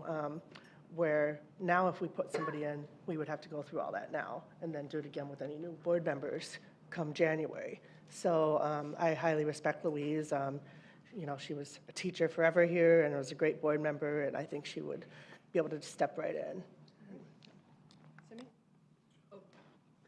I agree. I mean, I'm open to either, but I am a huge fan of Louise. Eric? Yes, Ryan. I don't know Louise, so I guess either way is fine with me. Ultimately, what I would say is if there is a learning curve for folks to come in, I can understand that. Maybe the counter argument to be up to that would be this is an opportunity for somebody to come in, join the board, go through that learning curve with other folks, and then they'll have a decision if they want to run again. It would kind of help people maybe get their feet wet into this type of thing without having to be fully committed to a full term. So I can see either or both viewpoints in the end analysis, whatever. Yeah, I guess I'd be okay with, I don't know if this is working. I'd be okay with Louise stepping in. I guess I'd like to see maybe if there's any interest out there. I don't know if there's a possibility of putting it out for a week or two and just seeing if there's any interest. Maybe that problem solves itself and there's not interest. So what does that timeline look like then for the personnel committee? Because we would have to, the personnel committee would have to create the application, which there is an existing application somewhere, correct? It's been a long time since we've done it. So, and it would have had whatever our strategic plan was at the time. So we would be recreating all the questions. So, yeah, so the personnel committee would have to meet. We would have to put together those questions, and then we would have to post it. And I believe we have to post it for at least 5.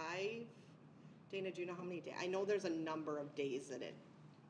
I'd have to double check on the technicality. The last time there was an appointment process done was 2014, and I have more information from that. Yeah, and that process took about 2.5 months, almost 3 if I remember correctly.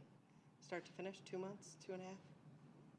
Yeah, it was a long process. It is a quite long process, which is why when board member Slavin was no longer on the board, we did not appoint because that process was just so long. But statute has changed and we now have to appoint.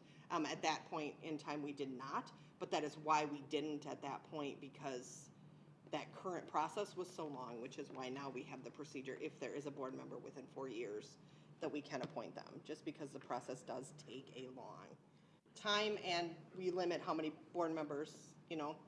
Right now, we can have 3 people miss. If this happens, 2 people, if a third person misses, we can't hold a board meeting. So I did just find the old notes from 2014. So May 19th through May 30th of 2014, they were accepting applications. And just to make this quick, July 17th, they swore in the new board member. Oh my gosh. Yes, so yes, it is a very long process, which is why this is now the procedure. So I like the idea of putting it out there, but if we put it out there just to see who's interested without questions, then we're extending it even longer. And again, we do have an election in November that anybody is welcome to run in. So this would literally just be March, April, May, June, July, August, September, October. And then, because the election is before a November meeting, so it's literally 8 months. And applications open in July, I think it is, for school board members. So we would be looking at, again, like a April or May appointment. I would say May, if not very first meeting in June, that somebody would be able to be, if we would do the process we did previously. Do you have any decisions to make before then? That's a long time. I feel like is that, And sometimes these board members were on, so it wasn't, because we could start the process prior to somebody resigning if we have enough advance notice, which is what we've done in the past. This time we did not have advance notice to be able to start the process sooner. Because I believe when we did it in 2014, the board member didn't leave right away. They couldn't be a part, they can't be a part of the process, but they can be on the board until the new person comes in if they're just leaving for personal reasons or, but Pat moved out of district and so it was immediate resignation, correct. Yeah, I'd be concerned not waiting till May and, worrying about having a quorum and everything if, more than 2 people are missing a board meeting. Yeah, I tend to think it's a little impractical to play that process out, just with the time frame. I mean, yeah. If Pat would have stayed on the board, I fully would have supported application and doing it that way. That actually was my preference. When Dana came to me with the procedure, I'm like, can't we get an application? And then when I realized how long it had taken the last time and that Pat was leaving 3 months immediately, is too much. It just really didn't. That's when Dana gave me the procedure and said, actually, this is a procedure.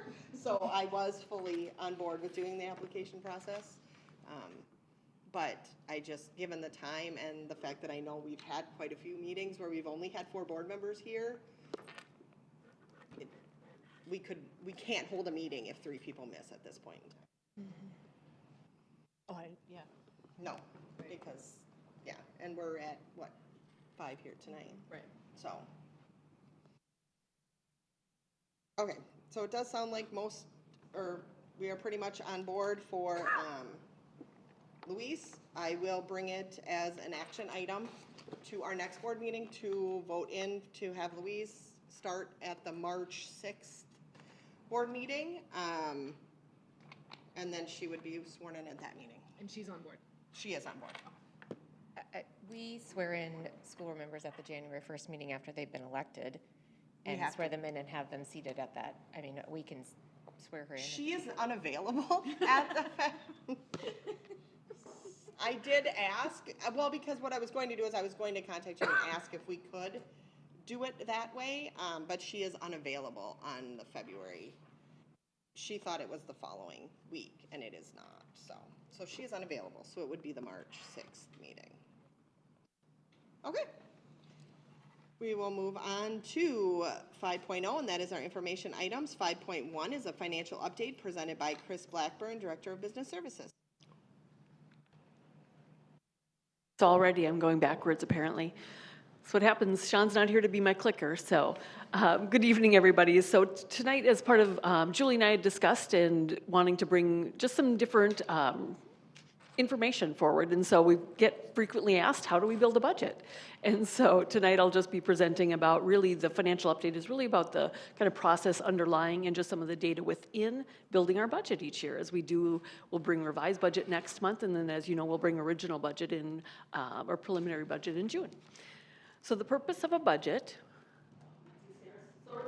way better at this clicker. Should have asked her to stay. Purpose of a budget. So why do we do a budget? Predominantly it's a tool to effectively allocate and manage our limited resources. So we know we don't have just an unlimited checkbook that if we need more money, we can do that. And so the budget really just defines what can we spend, what do we have the resources to spend, and what is that revenue piece. It also provides transparency and accountability to our staff, taxpayers, our community. It includes anticipated revenues by category.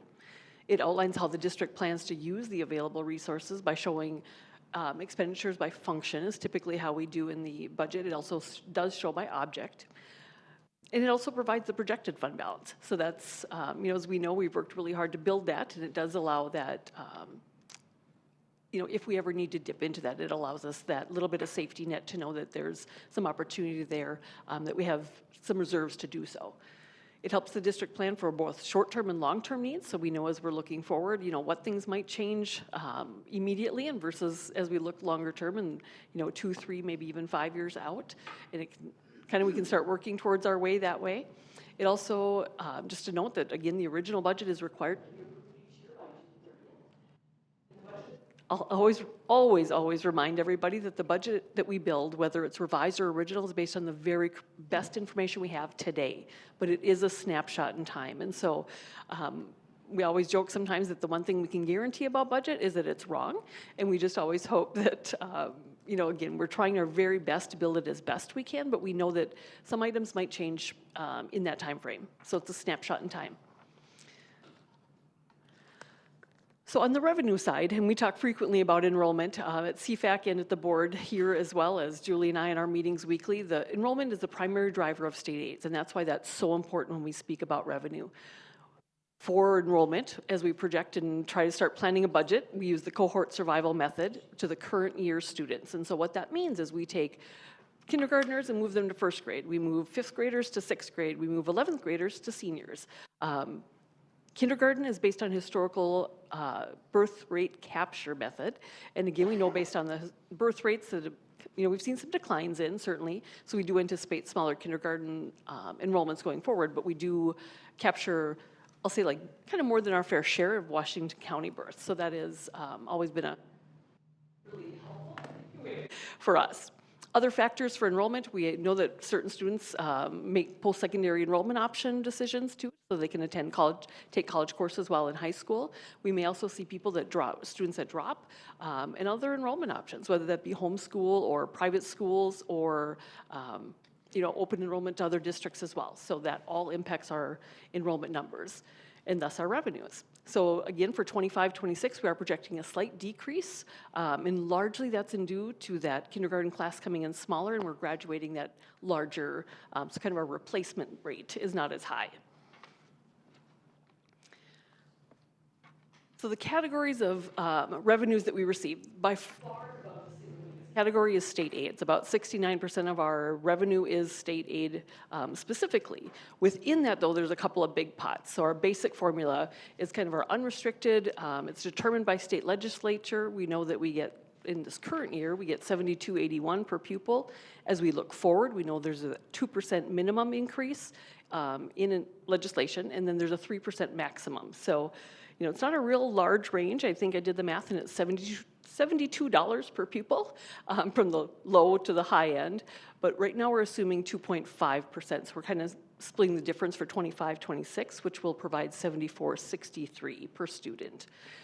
Again, that basic formula, I'll just remind everybody too, it's about 44% of our total revenue. And so not quite half, but it's that significant part. So when the state says 2% increase, right, on only 44% of our revenue, that's where some of those challenges we face.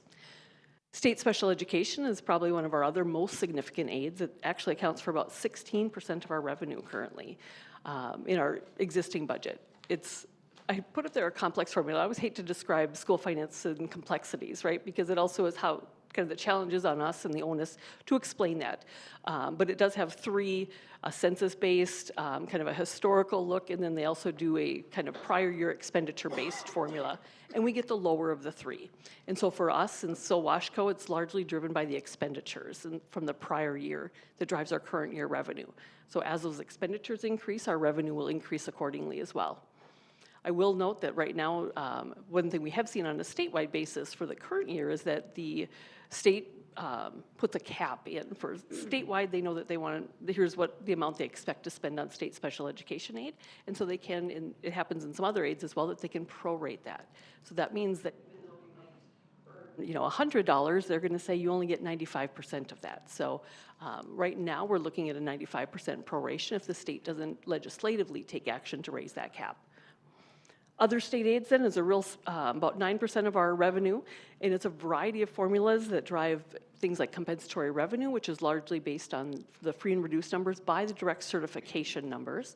Operating capital is another state aid that we receive, but again, I'll remind everybody that those have very restricted uses. So of these, the basic formula is the one that we use for any operations, whether it's teachers in the classroom, whether it's the paraprofessionals helping in a special education room, whether it's our custodians or myself and my team, right? So any of that. I feel like I should have put a click slide on here. So again, another aid that we receive is federal aids. And so I know there's been a lot in the news about federal aids. For our district, we don't receive a lot. It's about 1.6% in the general fund is federal aids. So is it impactful? Absolutely. Is it, does it horrify me sometimes every now and then when I'm like, oh, there's a lot scarier things such as the 2% on the state aid. Special education revenue for us, we receive about $4.1 million in special ed. Has been recent years about. Title programs, about $1 million in aid, so that's Title I, Title II, III, and Title IV. And then we receive about a little bit of other in American Indian education, which is a real under $30,000. Perkins grant is right around that $30,000 to $40,000 typically in a year.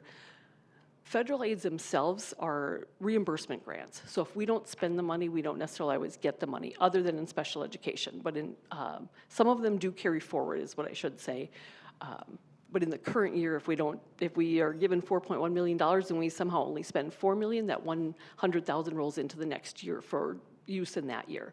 But they are reimbursements otherwise. So we have to spend it first and then they provide the aid to us. Most awards are formula allocations, again, that they have some math that they do to come up with our $4.1 million allocation.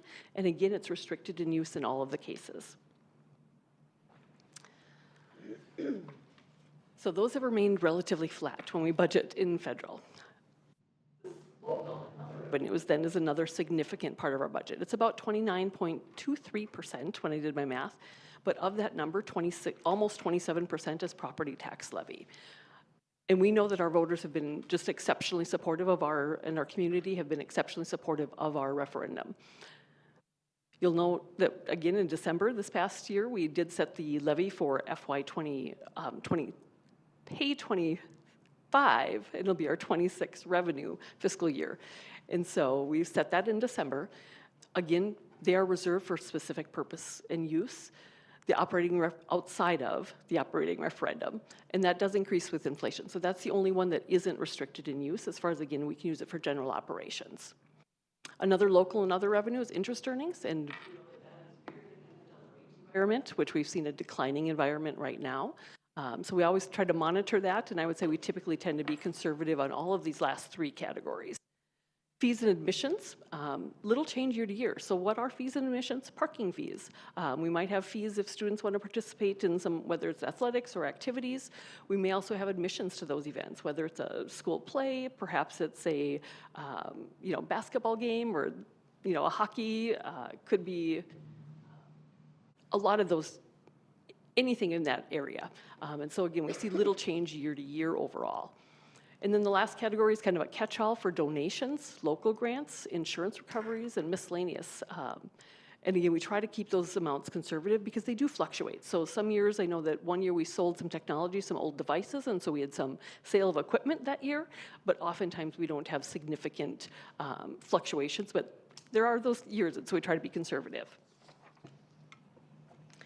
This is just a apparently I can't talk tonight either, a graphical representation then, and this does reflect 24-25 preliminary budget. As we know, as I mentioned, we'll have revised budget coming next month, but again, the 29.23 in other local, federal aids is just that 1.64%, and state aids is 69.13. The one thing I'll point out too on federal aids, I know that I talked 4 million in that, so I'm going to backtrack just for a moment. Across all funds, we have about 11.9 million is what we spent last year that we received in aid. But a significant portion of that, just under half, is actually food service. So our participation in the National School Lunch Program. So that drives a significant amount of that revenue as well. It's just not in general fund. Building a budget. So on the expenditure side, this is always where we really dive in. I always told Dan when he would come in, so my predecessor, when we would have kind of the challenge of who could get closer on budget, and he would say, well, I got really close on revenue, and I said, well, you only have 2,000 lines. I have like 14,000 lines. So I did joke sometimes, but the most significant of any of our expenditures are salaries and benefits. And so I think I always talk about just the impact on those. And so there is about 78% of our general fund budget is on salaries, so it's people. So when we do have to make adjustments, that gets really challenging, right? And so we're very thankful for the mindful investments in our staff this past round of negotiations. They're negotiated with 10 unions, 8 of whom are general fund. We spend on those salaries. So salaries and the benefit rates, the district contributions, are set in those settled contracts. The board establishes the negotiation parameters when we look into the upcoming negotiations for any contracts that will be unsettled at the end of the year. And so as we look at July 1st, the unsettled contracts will be teachers, principals, office professional, bargaining unit, and the bus drivers as well. Excuse me. So salaries and benefits. The reminders for the board is that these amounts will change every year. Full-time employees, the number of staff that we need will change due to enrollment. We may need, either more or fewer teachers due to that classroom enrollment. We know that lane changes, which exists in the teacher contract, so if they go back and get their master's degree or maybe their doctorate degree, they'll increase in pay. Steps or and/or longevity in various contracts. Some, like the teacher's contract, has steps. Para contract has steps. There's longevity in several of our contracts, including the teachers now, and so those will also increase that rate. The step really is just if you're here one more year, you kind of move on to that next step. So there's, not in all cases is there an increase, but oftentimes that's accompanied with a kind of automatic increase. But there are some plateaus, particularly in the teacher contract. Retirements actually kind of help us on the budget side, and so often we have a real experienced teacher who's retiring, and we're hiring maybe a newer or brand new teacher out of school, and so there's some savings on the salary piece in particular with retirements. We also have employee benefit elections, and so as employees, again, we know that in the contracts we've determined the district contributions, but depending if they choose which plan to participate in, perhaps they are newly married or maybe had a new baby and they have family coverage now and maybe they didn't previously, so those things will all impact our budget and the dollar amounts in salaries and benefits. And finally, new laws. A couple of recent examples I put on this slide is the between terms or summer unemployment, and so any hourly workers qualified for that, and that was effective May of 2023, and so we've seen it was over $1 million to our budget last year that we saw. Pertinent to that, I felt like I should have had blinking lights, but paid family medical leave. So there's a payroll tax that will be effective January 1st, 2026. The rate has not yet been determined. We have some estimates of what we think it might be. And so that will be, the state mandated that employers have to pay at least 50% of that. At bare minimum, the most current estimate they have right now is 0.88% to fund this program. So we know at the lowest or the least amount that we'll pay is 0.44% on our salaries. So again, a significant amount that because of the timing of that, but as we look forward, it'll be probably about $1 million each year that will, again, it'll be slightly mitigated by the January 1st implementation this year.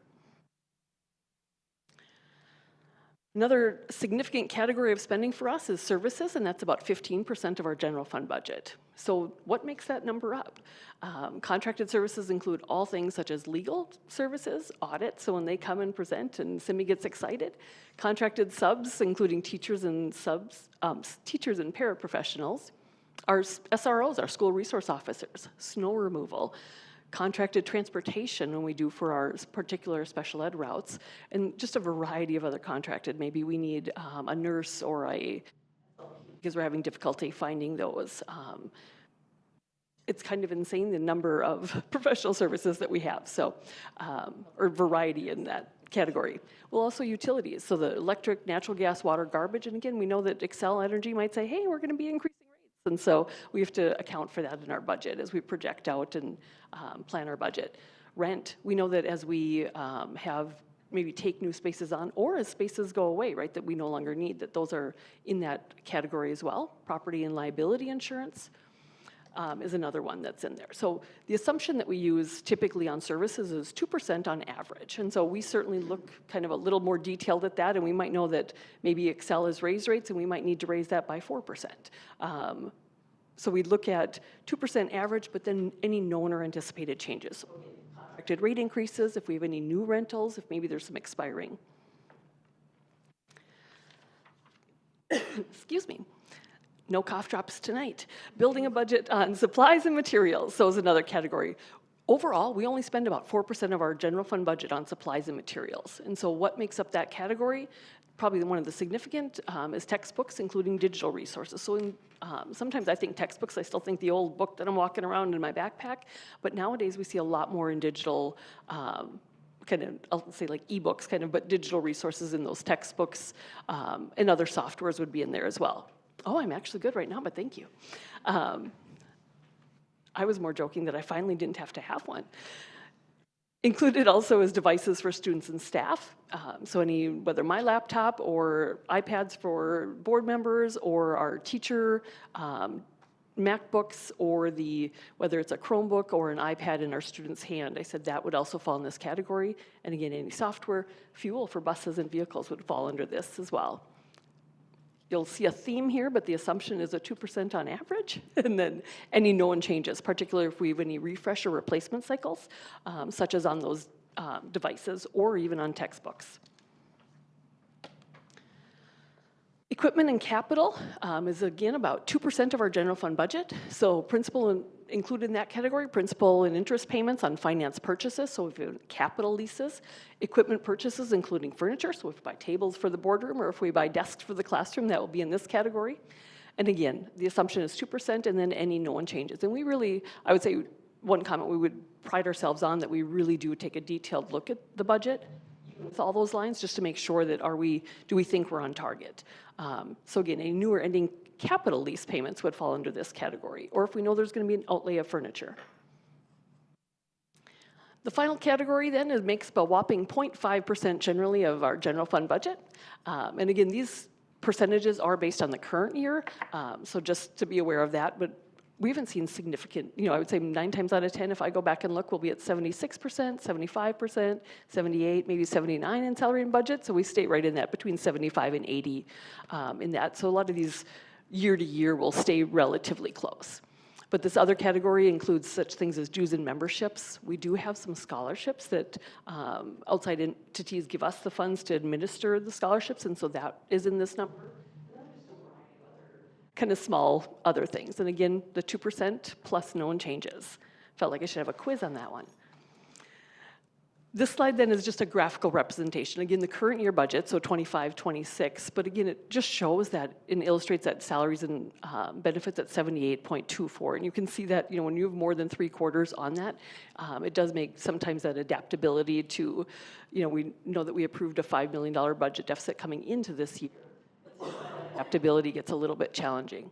The services, again, that 15%, and so between those two, there's just not a lot. I sometimes tell people we could cut every pen, piece of paper, and it's 4% of our budget. It's not a significant amount. So finally, we do sometimes get asked about, why would you need to do budget adjustments? And so we know that the board has the policy for fund balance, and there are some caveats in there about maybe necessitating budget adjustments if we would fall under that 16.6. But the budget revised mid-year to update revenues and expenditures to reflect currently available data. As I said earlier, it's a snapshot in time. And so when we set the original budget in June, there's a lot that we learn between then and the following March, is typically when we bring the revised budget. And so we always will do that. We have better enrollment numbers. We have contract settlements that if maybe they weren't settled at the time prior, they're hopefully settled by the time we do revise. Any new agreements or leases, maybe there was a new software or a new textbook that somehow we were like, oh gosh, we have to buy this now. Hopefully we're not big surprises, but there are things that we just learn from that original in June all the way. Again, talking about timeframes, that's a long time to be able to gather some more data and make a better projection on that. Additionally, based on financial projections, when we look a little more longer term, future adjustments may also be needed really to ensure that financial stability. And so the most significant revenue factor is enrollment. So if we see a decline in enrollment, that might really say, hey, we need to really look at, is there any need for some more significant adjustments? Similarly, on the expenditure side, wages and benefits. So sometimes we, again, when we're 78% and maybe we're getting 2% on the formula, we might have to make some adjustments then if that's putting us out of line. So when adjustments are needed, certainly we always, in every process I've been through, which has been 2, and then kind of now we're doing a little more regular, just kind of check-in each year, consideration's always given not only to expenditure reductions, but revenue enhancements, because we want to make sure, is there something we're missing too that maybe, we can help with that. I know a number of years ago, and I look at my peer Erin here, but we did make took a look at third-party billing. And so there was some really hard work that the team in Student Support Services did to really increase that number. So with that, questions? Thank you, Kris. Anybody have any questions? Okay. So I just had 2. One is, how frequently does the state increase its local levy cap, and how much, by the time our levy comes due in 2031, do you have a rough idea of what the gap is between what our levy would be and what the state's cap would be?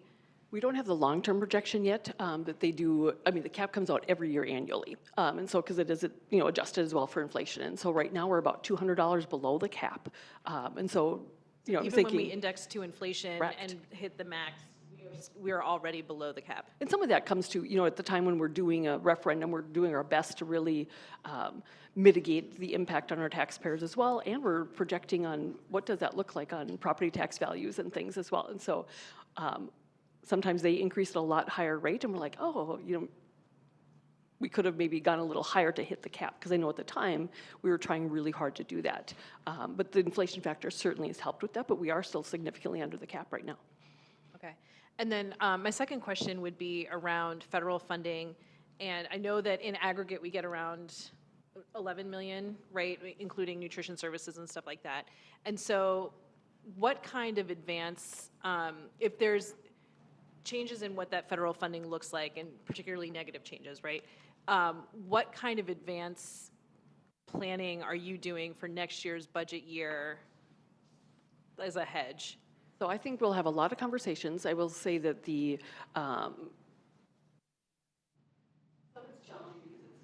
there's a lot of uncertainty as would those be one-time changes or are they permanent changes, right? So we are constantly trying to find out, do we have any better information right at the time we set the budget?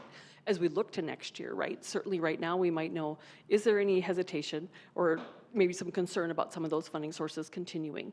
What I would say on the food service side is that we have definitely have some cash reserves built up over the past number of years, and again, they've been just off the charts with the number of meals served, and that's been beneficial, along with the state stepping in to fund a large portion of those meals as well.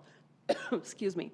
And so I think we can mitigate, at least in the short term, on that, as well as what does that look like then, and to be able to make adjustments. I think back during the pandemic when Wendy, the team, and they weren't serving as many meals, they were able to more quickly adapt to, we're not serving meals, right? And so they, made the very difficult decision to cut some staffing levels that spring when we weren't in session, or weren't in person, I should say.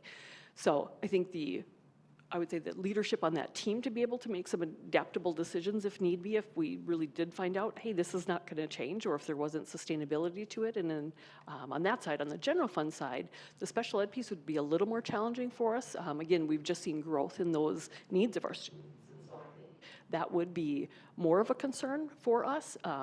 In this past year, we started utilizing it for our tuition bill. So in the state, part of our special education aid is that we pay other districts such as 916, maybe we pay Stillwater. If our kids, if our students attend their district, we're billed back for 90% of those costs. Similarly, when we service students from other districts, we bill out 90% of the cost. And I'd say we tend to our kind of ratio on that, we send out a lot more students than we service in. That amount, though, again, the $4 million, I think we had $3.7 million that potentially we could have used towards that tuition bill. So that would be the impact. And then as a result, then it would decrease our state special education aid, and we would have the impact of not having the dollars. So we would have to see if there's any adjustments, but I would it's really challenging in special ed, again, because that's driven by IEP needs. I think that would be the challenge. The Title I, I think, in the other title programs would be much more adaptable, that we would be able to make. But what I would say is in those programs where staffing is, that's kind of set for the year. And so it's really, there's not a lot of maneuverability when, if we don't find out maybe till next fall, hey, these dollars might not come through, thinking the federal fiscal year, right? That maybe it's next October that we find that out. I think this first, we'd take a kind of year one hit and then be able to adjust for the year following. Thanks. You're welcome. Thank you. Any other questions? Okay. Seeing Thank you. none. Thank you, Kris. We will move on to 5.2, and that is the first reading of proposed policy changes. That will be presented by Julie Nielsen, Superintendent. Thank you. This evening I am bringing forth some of the policies that reside in our student handbook. This is the typical time of year as we look to update as we already prepare for next school year. You'll see 410 family and medical leave. There are no suggested changes. And I think really when you look at these policies and you see no suggested changes, it's really a result of an annual review versus every 3 to 4 years. Kris, I'm having the same problem. 413, harassment and violence. I will just say that there's heat coming down, and I really just want to curl up and have a blanket, so maybe that's why I can't speak this evening. 413, harassment and violence, and this is based on students. No suggested changes there. 414 is mandated reporting of child neglect or abuse. No suggested changes. 415, mandated reporting of maltreatment of vulnerable adults. Again, no suggested changes. 506, our student discipline policy, which is a large policy. No suggested changes. 514, the bullying prohibition policy. There were a suggested change to section 6 about the notice of the policy. 525.1, harassment and violence. Again, no suggested changes. That was staff related. 616 is our school district system accountability. No changes. 623 is our summer school instruction, and there were just some updates to statute titles. And 806 around crisis management, there were no suggested changes. So this evening I am bringing forth those policies after being reviewed by our policy committee. Any questions on those policies? Yeah, I have a quick comment or a question here. So 413, it was at 524 or whatever it was. There's 525.1, pardon me. Are they the same policy or are they different? So it's harassment and violence, yep. 413, harassment and violence, 521.5. I'm just curious to know if they're different, if they're intended to be different, what are the differences? Does it make sense to combine them into one policy? Yeah, what we have done because of this, Dana's nodding her head over there. Hopefully I have it, Dana. The 413 group sits underneath students, so that is directly connected to students, harassment and violence, and then the 525 sits in the 500 series because it's the adults in the school district. So that really is the significant difference. Okay, so fair enough. So for the 413 then, if that's directed to students, I guess maybe I'm curious to know why we have all of these things. Why don't we just write in here very simply that we just we don't allow harassment and violence against people, students, period, without all of the extra curricular, verbiage here, right? Yeah, I think right now, according to Minnesota Human Rights, this is how it's defined, yep. I know, but I guess the concern I have here is if someone is not in this group of folks listed by the MHRA, then does that, it seems like an omission where you should just say, we don't allow harassment and violence to any student. And But- then this, hold on please, then this particular section could be a separate subsection where, okay, we don't want these things either, but I just think it would read clearer if it just was applying to everybody, because it seems to specifically point out all of these different groups, but it doesn't necessarily speak to the entirety of the student population. Who's not included? Well, it says color, creed, religion, so I guess it could be perceived that there is certain groups of folks who are not included, I guess is how I would read it. But you can't discriminate against any student on any then- of any color, right? I mean, that's Okay, what color then- means. Then that should just be, we don't discriminate or harass students, period, I guess. And I if- think part of this then you could policy is the reference it. protected classes That's kind of when what we I'm get at getting the at, policy. because the protected classes Yep. then are certain groups of kids, and why not just say we don't want harassment or violence against anybody? A quick note, we are flipped, so 413 is the staff policy. Thank you. 525 is the student policy, the staff policy is the harassment based on a protected class under the Minnesota Human Rights Act. Okay, well, fair enough, but just thought I'd throw that out there for you. In 514, so moving on to that policy, I had a question on that one as well. It says in the section 6 notice bullet B states Article 2, paragraph D. Is that referencing a statute or is that referencing the policy? If you go to the actual policy, 514 bully prohibition, when it says section or Article 2, I'm not sure what Article 2 means, but the second section is definitions, and paragraph D says immediately as soon as possible, but no event longer than 24 hours, but that doesn't make sense with what the change, the highlighted change, so it just doesn't read to me like it. Wayne, can you go doesn't back flow. to the policy? You said it was 414? 514, I'm sorry. Oh, Yep. 514. Yep, so the bullying Yep, one, right? 514. Yep, and so at the end of the policy here, Article 2, paragraph D, regarding malicious and sadistic conduct must be conspicuously posted throughout each school building, which is a good idea. But then when you get up to what I would assume to be Article 2, which is really Section 2, paragraph D, it's talking about time. And so it just doesn't read to me if it was referencing a statute or if it's trying to reference back to the policy. If that makes sense. I got it. You're saying that it just doesn't align with sending us back to there. Yeah, when I read it, I Okay. was unsure what we meant, because then you go and look at paragraph 2, or section 2, paragraph D, it's talking about within 24 hours.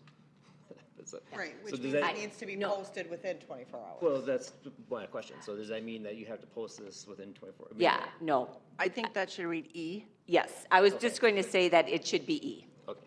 which defines seditious and Yes. malicious. So it should say Article 2, paragraph E. Article 2E, yeah. Paragraph E, yes, not, D is about the investigation. Yeah, I just didn't read Or it. excuse, yeah, D is. All right, very good. Yes, thank you. We'll make that adjustment. Any other questions? Thank you. Okay, seeing none. Dana, is there any public comment? No? Okay, then we will move on to 6.0, and that is reports and comments. And the first one will be presented by Julie Nielsen, Superintendent. All right, just a real quick recap of the week. Christine and I and board members spent some time, Simi and Melinda, at the SEC Festival. And just really to give a shout out to our staff. It's a Saturday event, it's a Sunday event, it's a Monday event. It's a lot of time spent there with a lot of incredible students. So just to name Park High School, Tom Storm, Ben O'Connor, and Amanda Chepek, I believe, Chepa is her name. Eastridge High School, Brent Como and Kelly McDermott. And Woodbury High School, Scott Fairweather and Brianna Taft. And then Eastridge and Woodbury High School together, Liz Gullick. Liz is a crossover with choir for both those schools. So a big thank you to those directors and to our students. They were amazing. It truly is incredible to bring these students together from 10 conference schools and to listen to them perform because they didn't know each other before, and it's positive in so many ways, getting to know other musicians, other people who are passionate.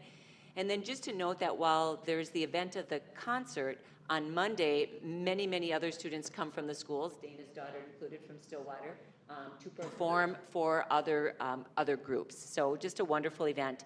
And finally, February is the busy month, and as Kris was talking about the budget, I think it's always important to note that we watch that enrollment count, in particular, Dr. Brookins with the kindergartners, and there's so much uncertainty with that enrollment. And I think in terms of budget, should be reminded that we staff in February and we staff in March, sometimes for numbers that are unknown. So we have teachers out there set up in place, and sometimes we're hoping that the enrollment, we always staff typically on the conservative side, but we also know many times we're dealing with continuing contract status, et cetera. So just a busy time there. Also, for all of those kindergarten friends out there, we are approaching the 100th day. And so if you remember that day, that is 100 days of a Cheerio necklace or a Fruit Loop necklace. So we're making it right through the 24-25 school year. Thank you. Okay, any board members have any upcoming events or activities on any committees they're on? Yep, I've got two. One is next Wednesday on the 13th. Right? Is that, or no, is that next Thursday? Next Thursday, sorry. Next Thursday, the 13th, from 6 to 8 p.m. at East Ridge, there's a native storytelling event. And then on Thursday, the 27th, at Woodbury, the Black Student Union has their annual event, and both are from 6 to 8 p.m. Anyone else? No? Okay, then we'll move on to 7.0, and that is our future meeting dates. February 20th, 2025 is a school board business meeting here at the District Service Center at 6 p.m. And then March 6th is our school board workshop meeting, also here at the District Service Center at 6 p.m. And with that, we'll move into 8.0, and we are adjourned.